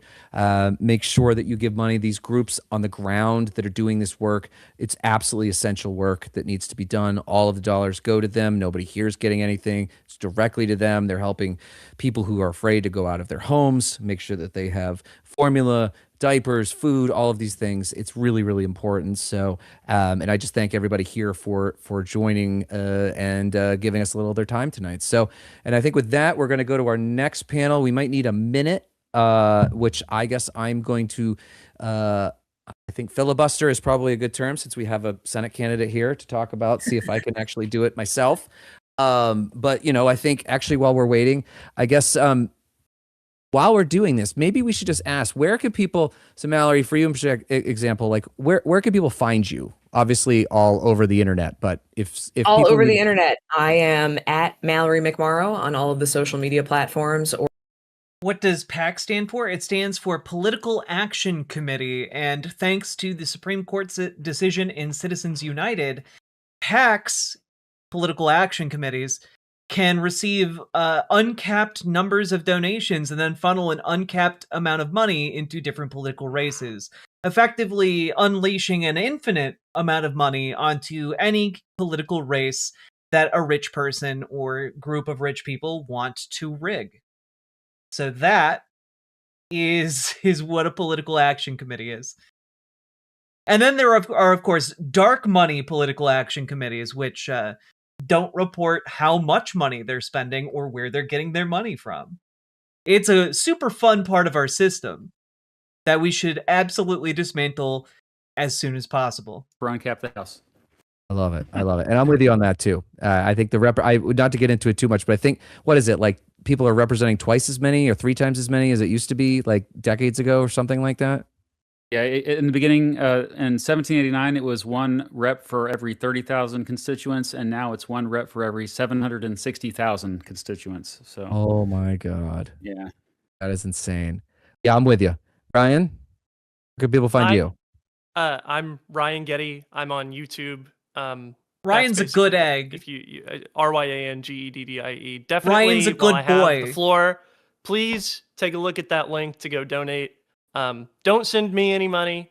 Go donate to charities. You can scan that QR code, makes it really easy. Or if you're in my chat, I have it pinned to the top of the chat. Someone bake that boy some cookies. So definitely check that out. The people in Minnesota and Minneapolis are an example As a Ryan that to felt everyone nice. Good. right now. And the next time you see a protest in your area and you think it's too hot, it's too cold, not as cold as it is in Minneapolis. So Hell yeah. Thank you so much. Ryan, thank you for Okay. refocusing. Well, with that, I think the next panel is ready. So thank you again, all of you. We really appreciate you taking the time. We know you're all super busy. So thank you very much for all of this. And hopefully we'll get to connect again sometime soon. So with that, we're going to go to our final panel. And it's certainly it's last but not least. Let's see if I can get this right. We have with us, first I'm going to do actually my friend, Elizabeth Booker Houston, is a lawyer, public health professional, stand-up cool. comedian, and political commentator who has over 1 million followers across social media platforms. She performs stand-up comedy in What's his Washington, channel D.C., name again? where she Ryan integrates Getty. legal You'll find insight into political satire. That is not something that is very easy to do. And that because I know her, I know she does it very, very well.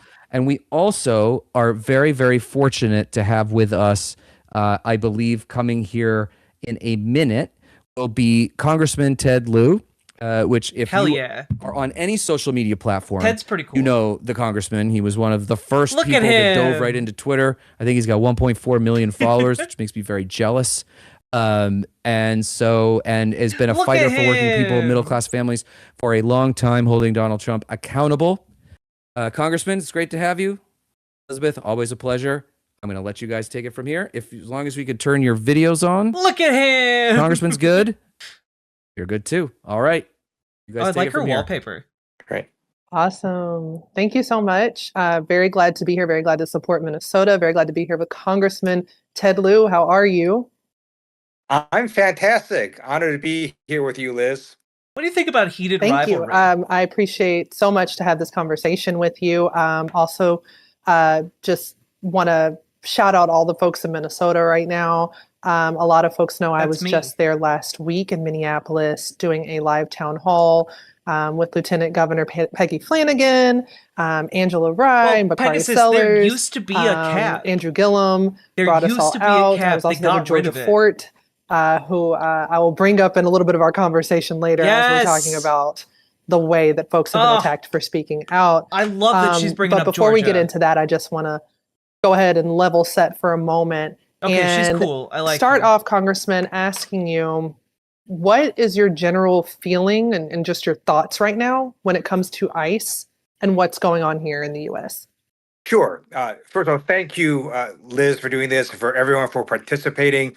Last month, I thanking went me. to Minneapolis, St. Paul, met with welcome, nonprofit Ted. groups, with folks who were impacted by the raids, with local and state law enforcement. And then we did a Democratic field hearing.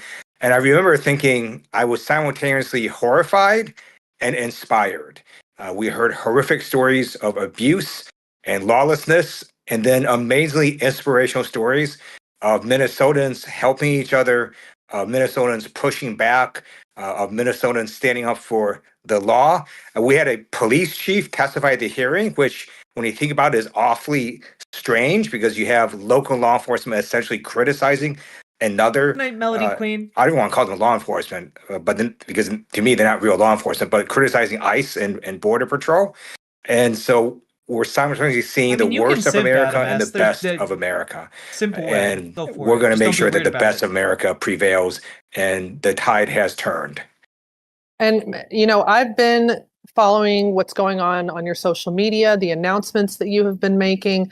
And I want to point out some of the things that you are pushing for that I think are part of that best of America that you're trying to strive more for.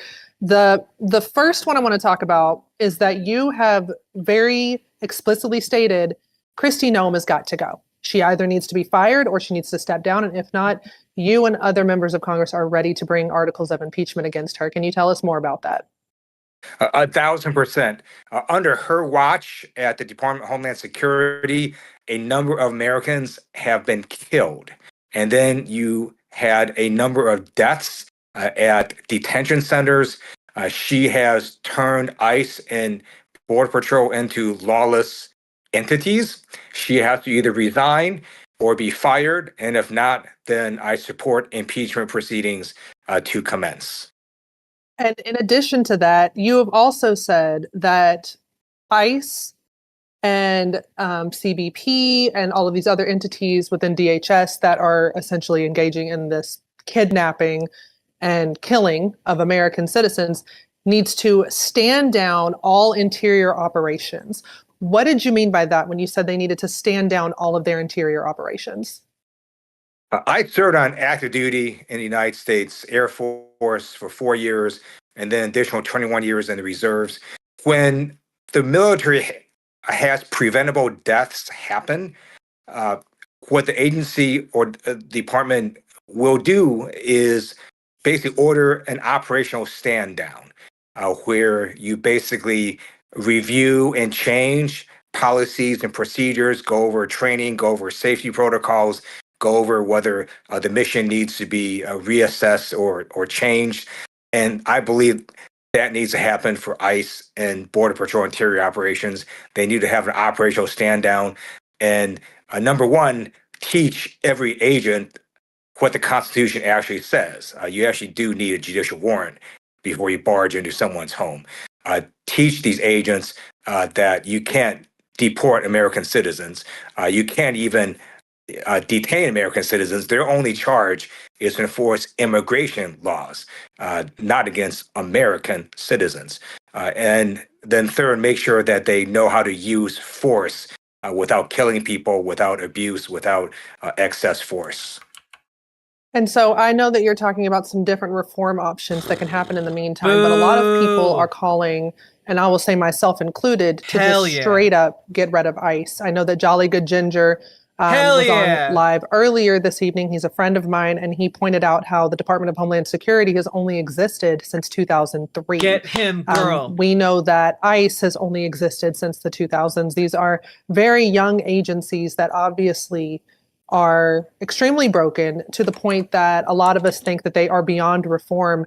Can you tell me what your thoughts are about if there's a possibility for Congress to just completely do away with this agency altogether? And especially, I will just say I'm a former federal employee. I left in August after watching the administration dismantle everything from USAID to coming after Department of Education. We see that very clearly an agency can be completely gotten away, completely dismantled.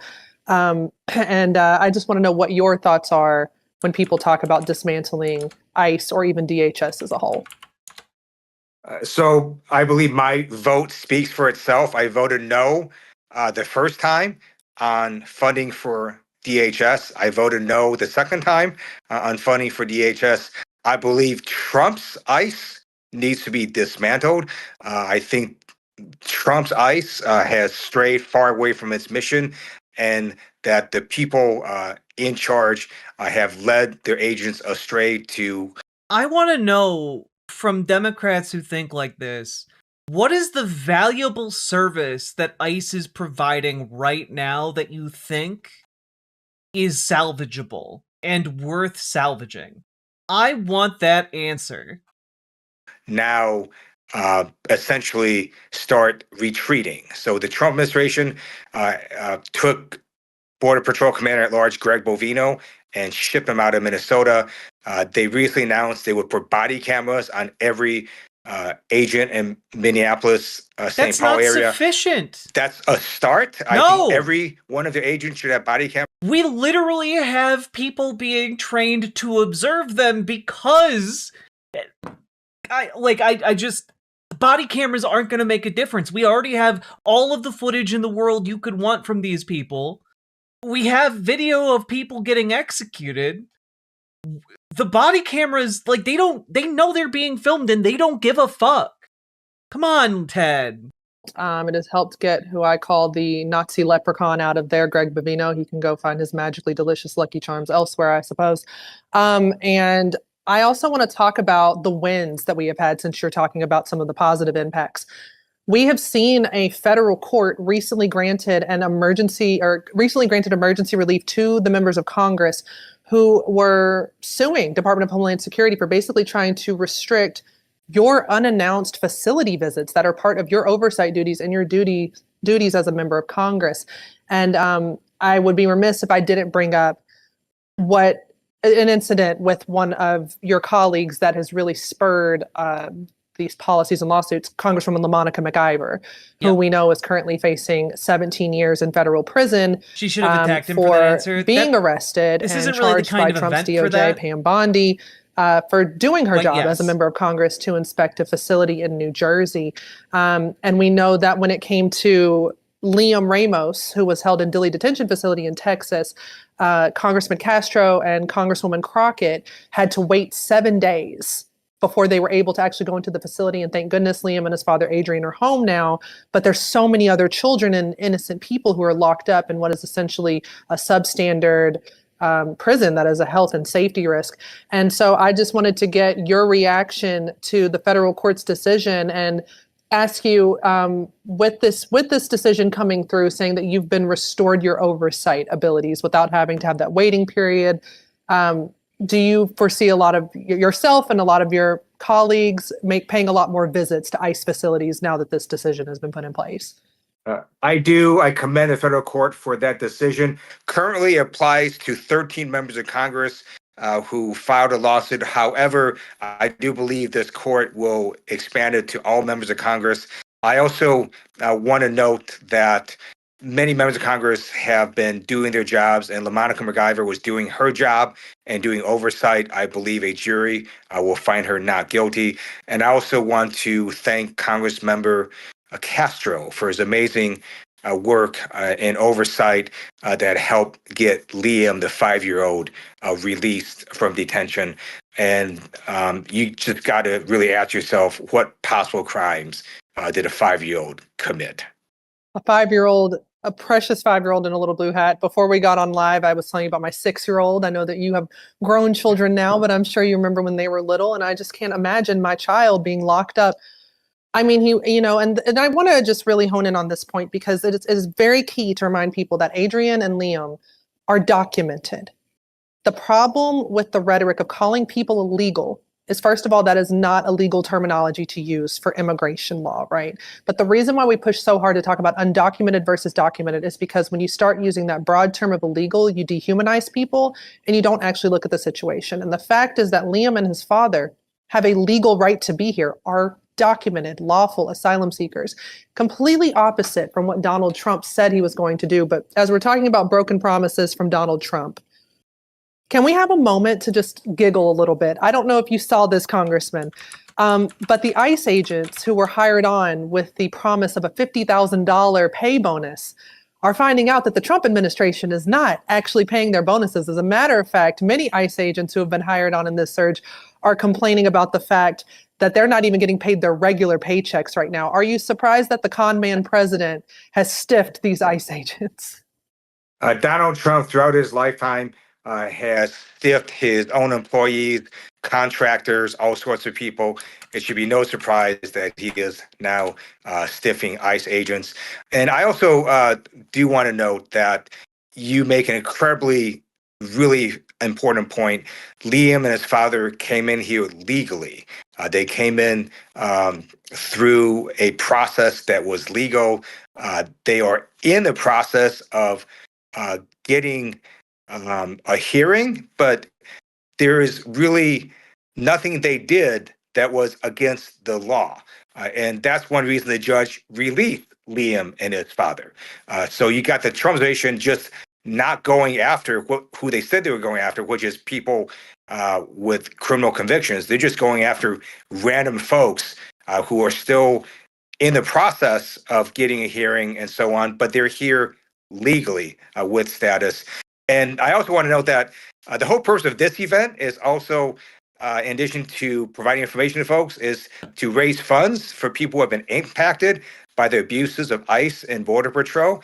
And I urge folks to make any donation they can, and they can look at their screen for ways to do that. Yeah, let's go ahead and talk about that. And thank you for bringing that up, Congressman, because we really want to make sure people have resources. And I know that people. I will say, where is all that ICE money going then? The majority of the funding for ICE is going towards building detention capacity and hiring new ICE agents. So, like, I think like 3/4 of it is going towards just building or buying new facilities to hold undocumented folks, which obviously are then going to be built and run by for-profit prison industries. It's really, really gross and grotesque. It's a massive, massive money hose for the private prison industry. Sure that there are boots on the ground, helping to make sure that communities have a system in place to support one another, and they're also making sure to keep folks informed. Concentration camps, and then I also, and that is a grassroots for-profit organization, by the way. concentration camps. And then I also want to point out that we are also donating to the Immigrant Law Center of Minnesota. This is a legal aid center. They are very overwhelmed, from what I understand, with people seeking assistance. And so money will help. But I, as a lawyer, also want to point out that if you as a lawyer or a law student can give your time to a legal aid center, such as the Immigrant Law Center of Minnesota, I highly recommend that you do. Reach out to them and see if there's a way that you can help. Just any way that folks can give back, but donate. Make sure to support these organizations. I think we're coming to the end of our time, if I'm not mistaken, but I just wanted to thank you, Congressman, and give you the final word if there's anything you just want to say. Sure. I just want to thank Minnesotans and the American people and remind folks that they have the absolute First Amendment right to peacefully witness and document ICE operations, to film ICE operations, and to live stream ICE operations. They keep beating and us it's because and of the courage and bravery of American with people no that we consequence. saw what happened to Renee Good, that we saw what happened to Alex Preddy, and it showed that the Trump administration lied. And it is what has turned the tide. And let me just close on this. Trump and J.D. Vance have already lost. They try to remake and change the character of America. They thought that Americans would embrace their plan of sending masked federal agents to terrorize communities across our country. And the American people said, hell no, we're not going to stand for that. And the polling shows that ICE is underwater by 20 points, 27 points. It shows Donald Trump is underwater by 20, 30 points. So American people have rejected what Trump and Vance are trying to do. They have already lost, and now we just have to actualize these wins at the ballot box and through pushing back on these abuses. And through legislation, right? Great. Thank you both. Thank you, Congressman, and thank you, Elizabeth. I think it's the first time we've actually talked face to face. Done, a lot of texting and stuff. But I know. Hopefully we'll see each other in person real soon. But thank you for taking time to do this. It's really important.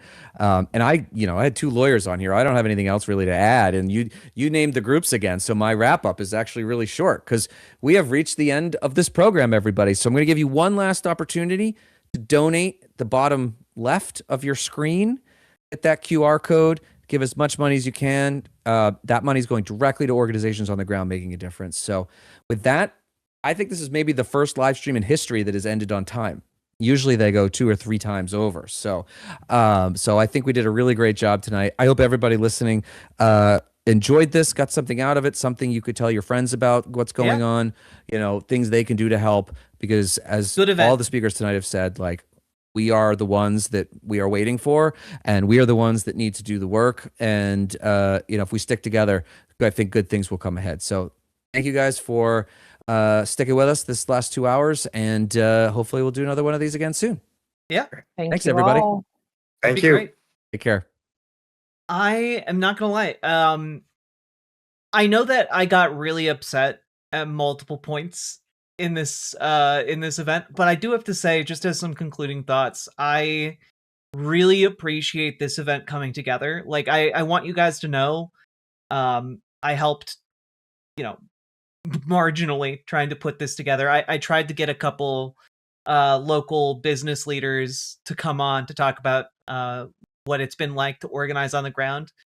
The folks I reached out to, by the way, are all completely overwhelmed with media requests, and also this happens to be during their hours of operation, so they weren't inclined this time on such a short notice.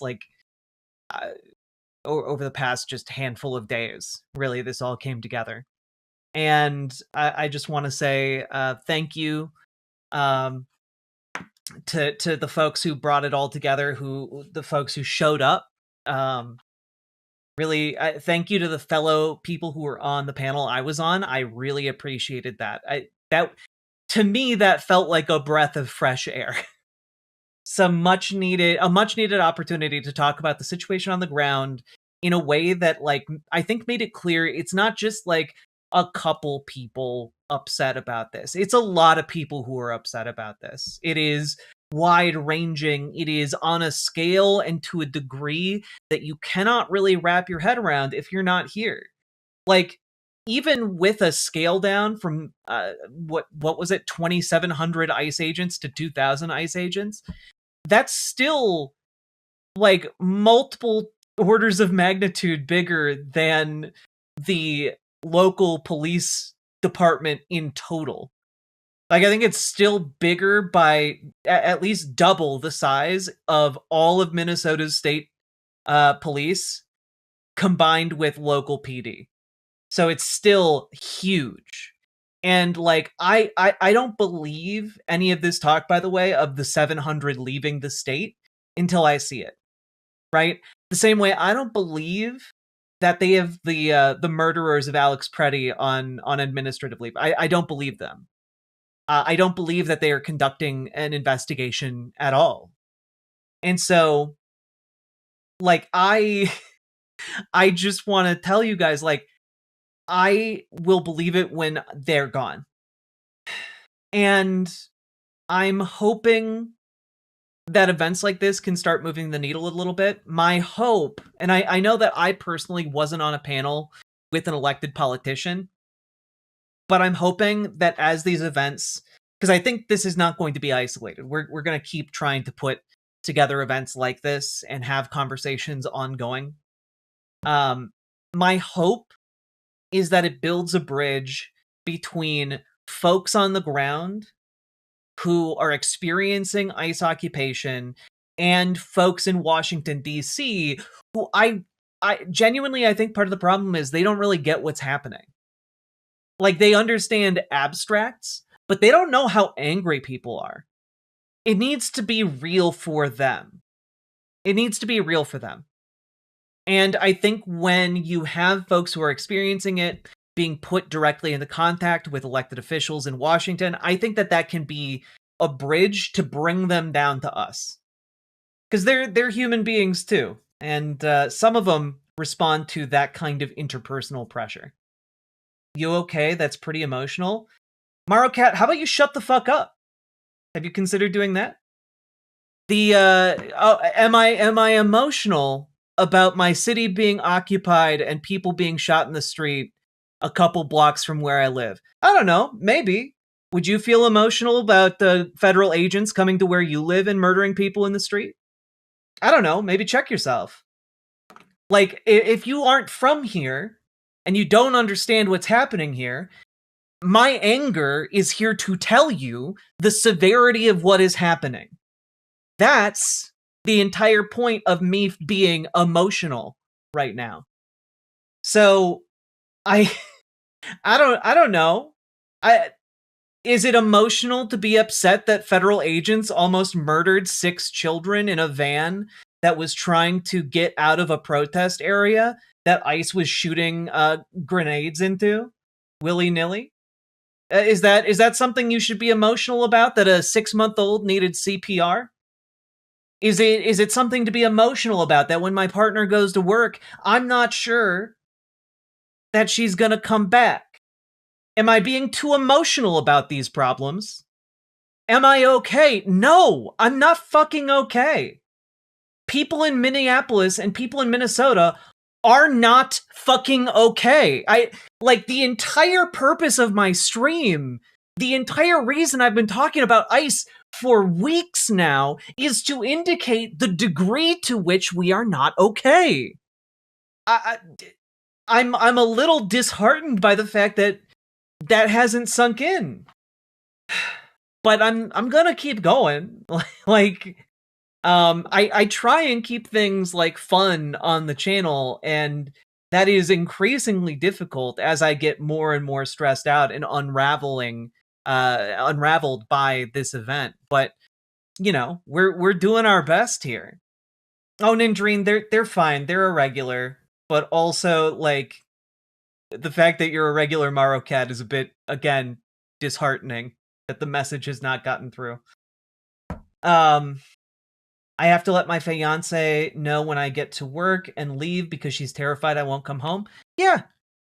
I said the other day to my partner, oh, it's going to be nice the rest of this week. Maybe we'll go take a walk. And I spent the next like 10, 20 minutes in my mind just going, why did I even say that? We can't go take a walk. It's too risky right now. That's where we're at here. You know? We're a queer couple, and my partner isn't white.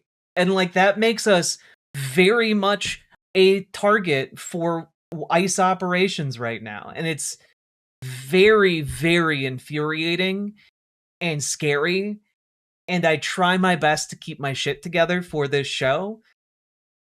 But it's hard. Every single day it has been hard. I'm not going to stop because it's too important. But like, we're here fuck, for you, it's Jack, hard. and anyone going through this insanity.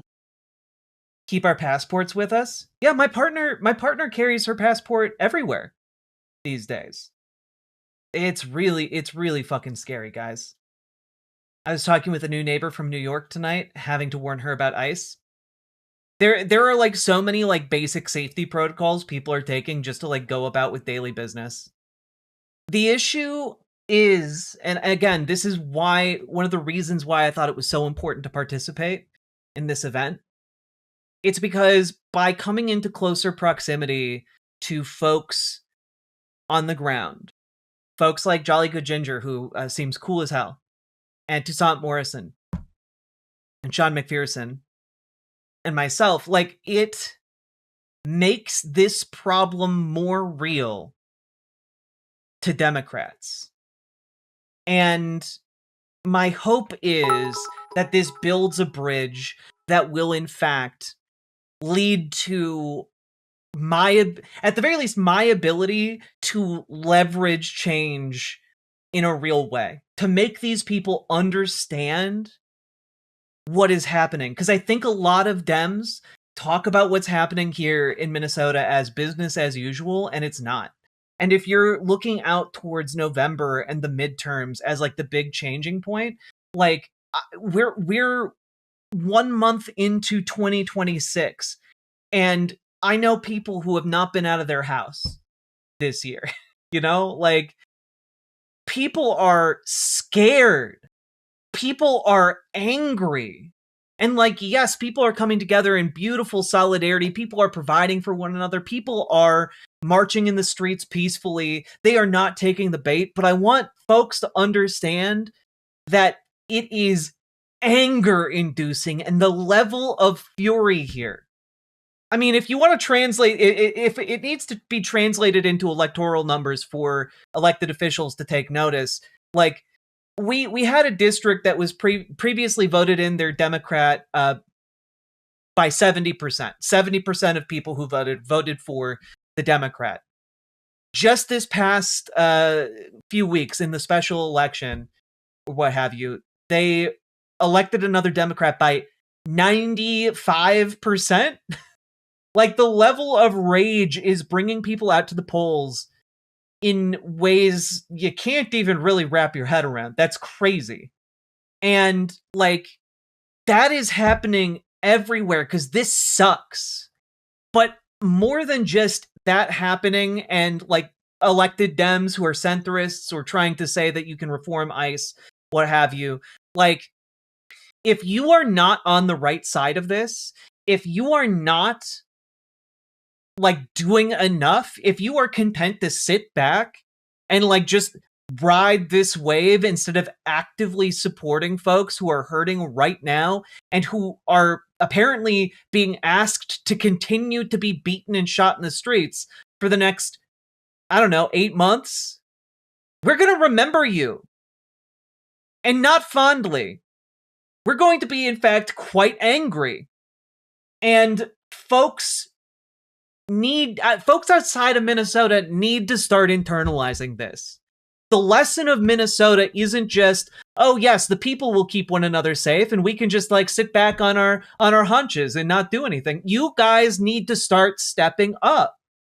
Like I like that Jacob Frey was a part of this event, but like I want to start seeing action from the city government that isn't just some good-hearted folks on the park board doing what they can with the power they have.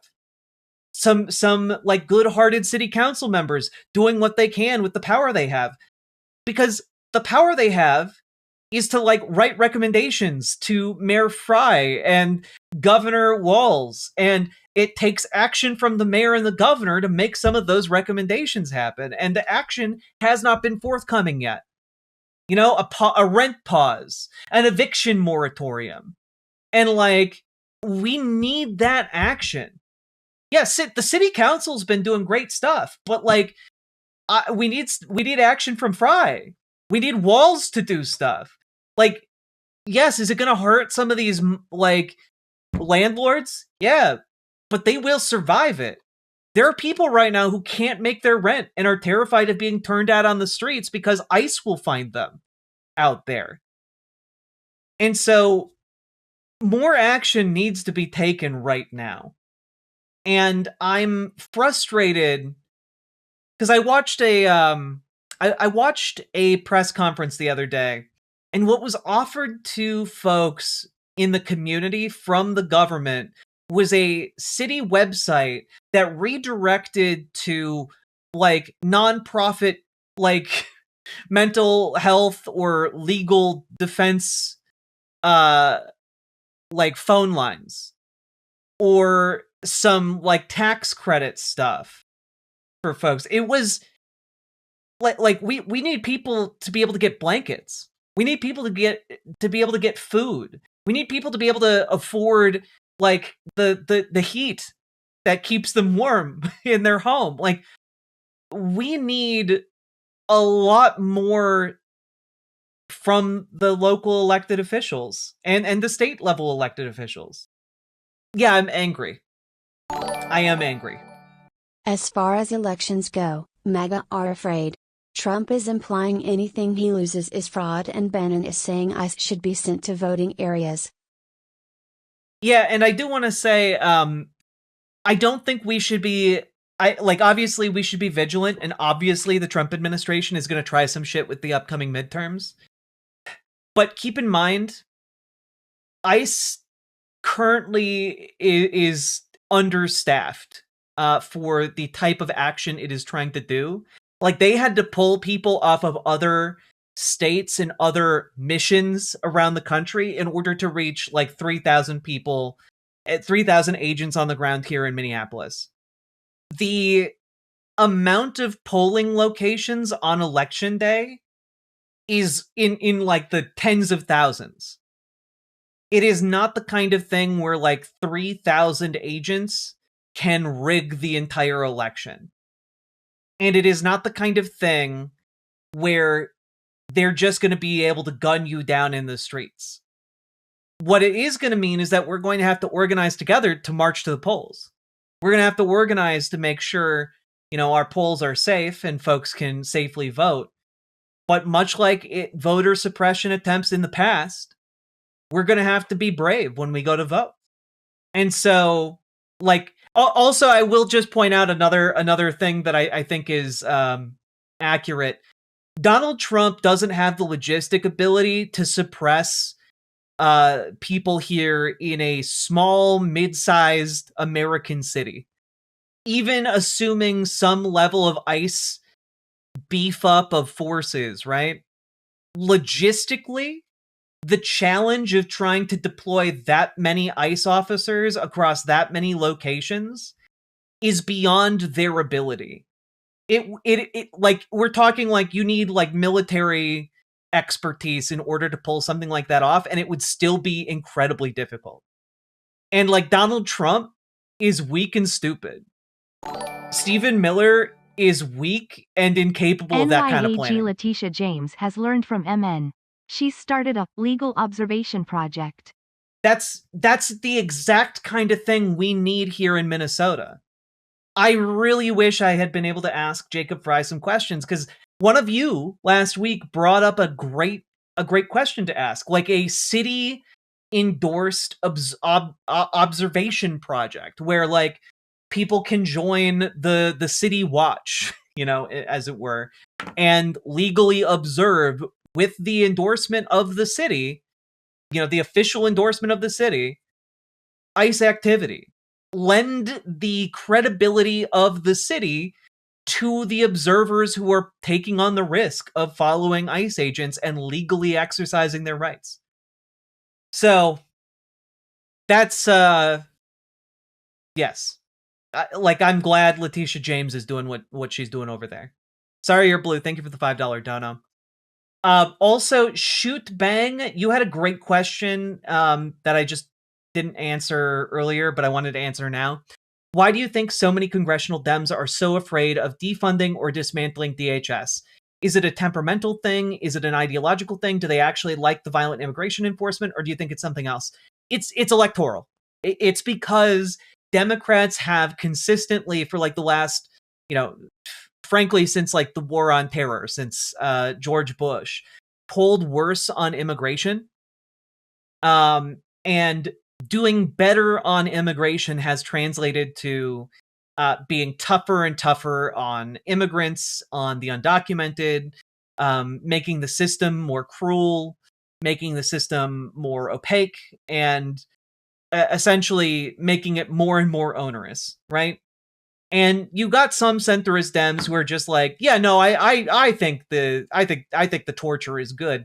But most of them don't think it's good. Most of them think it's bad. But what they believe from a long history of polling is that if they take a strong stance against DHS and against ICE and go for abolish ICE, they think they are going to pay an enormous electoral cost. They think it will be off-putting to voters and they will lose these swing conservative votes that they have coveted for the last decade. That's the reason. And while their thought process is, well, abolish ICE is popular right now, but let's see where we are closer to the election. That's where a lot of them are at. But aren't there going to be poll watchers and it being legal to carry guns into voting centers? It's not legal to carry guns into voting centers. You can't, in fact, just bring a gun when you go vote. That's actually not legal. Any idea where we can send that suggestion? I guess to like Mayor Frey's inbox. Also, aren't those swing conservative voters also dying off? I mean, yes. Because a lot of those swing conservative voters are like McCain Republicans, like they're older Republicans who are essentially like conservatives, but they still believe in the project of liberal democracy. And a lot of them are in fact dying off. Yeah. Yes, you can stand relatively close to a polling station without being unarmed. And if you are a registered poll watcher, like you can learn the rules of your local elections office and like watch the polls legally while carrying. But there are rules around that. The biggest thing I'm worried about as someone who works in elections and has been a poll watcher in the admin, putting ICE agents outside polling places to do Kavanaugh stops. I mean, that is the actual worry there. But again, when we're talking about an election, we're talking about, and specifically the case that people are putting forward is, okay, well, they don't need to deploy ICE agents everywhere, just in like the big ones, like around the big polling precincts. And like, they only have so many bodies. They only have so much time.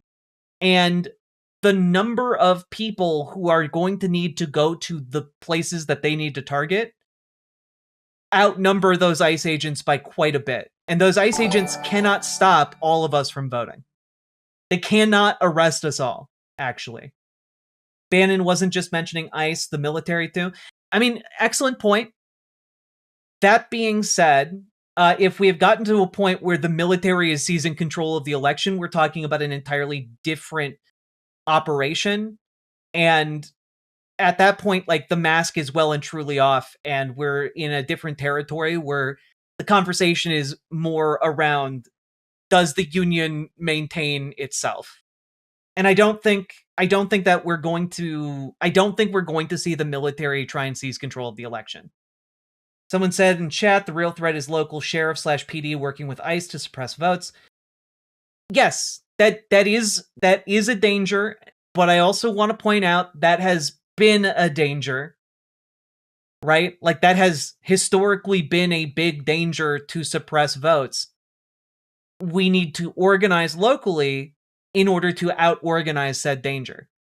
That is historically what was done. And we must repeat the actions of those who came before us. I genuinely feel like if we get a confident majority in the government, we need to push the Democrats to impeach every Republican. Yes. Like, every single member of Trump's cabinet should be impeached. RFK Jr. is leading to, like, there was a news story just earlier today. The measles outbreak in, like, South Carolina is leading to a rise in essentially brains being liquefied in these children that are getting it. You know, like, the entire issue here is, like, every single one of them are disqualifiable. We haven't even begun to talk. We haven't even gotten into some of the other things that have gone on today, because frankly, this was the thing I was really focused on. But folks need to understand, like, there's something really, really wrong going on with Tulsi Gabbard. Senator Ron Wyden sent this letter. The Honorable John Ratcliffe, Director, Central Intelligence Agency. Dear Director Ratcliffe, I write to alert you to a classified letter I sent you earlier today in which I expressed deep concerns about CIA activities. Thank you for your attention to this important matter. And basically, folks, there is a whistleblower complaint that has been withheld from Congress for almost the past year. It's been withheld specifically because it is apparently such a classified nature that it has not up to this point been able to be shared with Congress, you know? And the scuttlebutt is that it has to do with Tulsi Gabbard. Now, I don't know if that is true or not. That is simply the rumor. But what is true is that whistleblower complaint is now in the process of being released to Congress. And Ron Wyden has a long history in Congress of alerting folks to the existence of CIA malfeasance. Specifically, you know, the thing that Edward Snowden got, had to skedaddle out over to Russia to avoid the United States government coming down on him? Well, guess what? Ron Wyden was sounding the alarm about said program years before Edward Snowden. Essentially, he's doing the same thing now, so that should really indicate to you guys the severity of what is happening behind the scenes at this point. Yeah, like, really, we're kind of at a moment of, like, oh no, that's really bad, and we'll have to see kind of where things go from here. But yeah. Oh, gee, could it be Tulsi doing shenanigans with her classified stuff with her daddy Putin? Might be. Who can say? You know, it's also worth noting that Tulsi Gabbard politicized the inspectors general, you know, the people who would otherwise be investigating government agents and government officials doing illegal things. So, yeah. Like, the level of bad that this is really, really hard to emphasize. But I think the example of Edward Snowden had to flee to Russia in order to avoid being held, in like a CIA black site somewhere. That's pretty bad. That's the level of bad this is. You know, might be this. Some light treason. This, you know, might be on the par of like some light treason. You know, who can say? It's not good, not good. That being said, I would say we have a pretty good shot of being able to maintain our electoral mechanisms.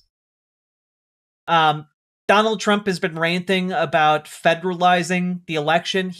There's no practical way for him to do that. And I don't think people are going to just passively accept that. And also, I think that we're in territory where Donald Trump and his administration are trying to get away with a maximum amount of lawlessness, and they're thrashing around to see what sticks. They're throwing everything at the wall to see what might stick, and we'll have to see what does. But right now, people are aware and people are angry, and he hasn't even begun to mess with the elections yet. In any large way, I suppose. You can't say he hasn't started to mess with the elections, because he started to lay the groundwork to do so. But people are already marching in the hundreds of thousands around this country against the administration. That's only going to go up. So, folks, all that being said, hit that follow button, hit that subscribe button, hit that like button. Let me know what you thought about all this in the comments. I saw some people being like calling it a neoliberal roundtable, but I think this problem is a lot bigger than what any of our leftist groups alone can tackle. We need to be able to get some level of cooperation from folks who might not agree with us 100%. And my goal here is to get ICE out of Minnesota and to abolish ICE and abolish DHS. And I want to get close to these folks who are in power so that I can maximize the amount of leverage we all have. That's my goal. So hopefully this furthered that goal. All that being said, let me know what you think in the comments. And folks, check out ImogeneOlivia.com, gender euphoric lingerie designed from the ground up for trans femmes. Tested on cis men, cis women, non-binary folks. It is non-tucking lingerie. It's comfy. I'm wearing it right now. It does wonders for all your bits, all your girls. And check it out. Link down in the doobly-doo. Let's keep on going, huh? And join your local Dems, join your local DSA. Radicalize your Dems. Make your DSA more effective. There we go. Knew I was forgetting one more call to action. Hell yeah. Riverboat Jack is going to town. All the viewers gather round. Twitch and YouTube and swishy streams. All that content is bursting the seams. Politics, gaming, and plenty more. Your sense of fashion you'll adore. So grab your stuff and hop aboard. We're going straight to Jack's Discord.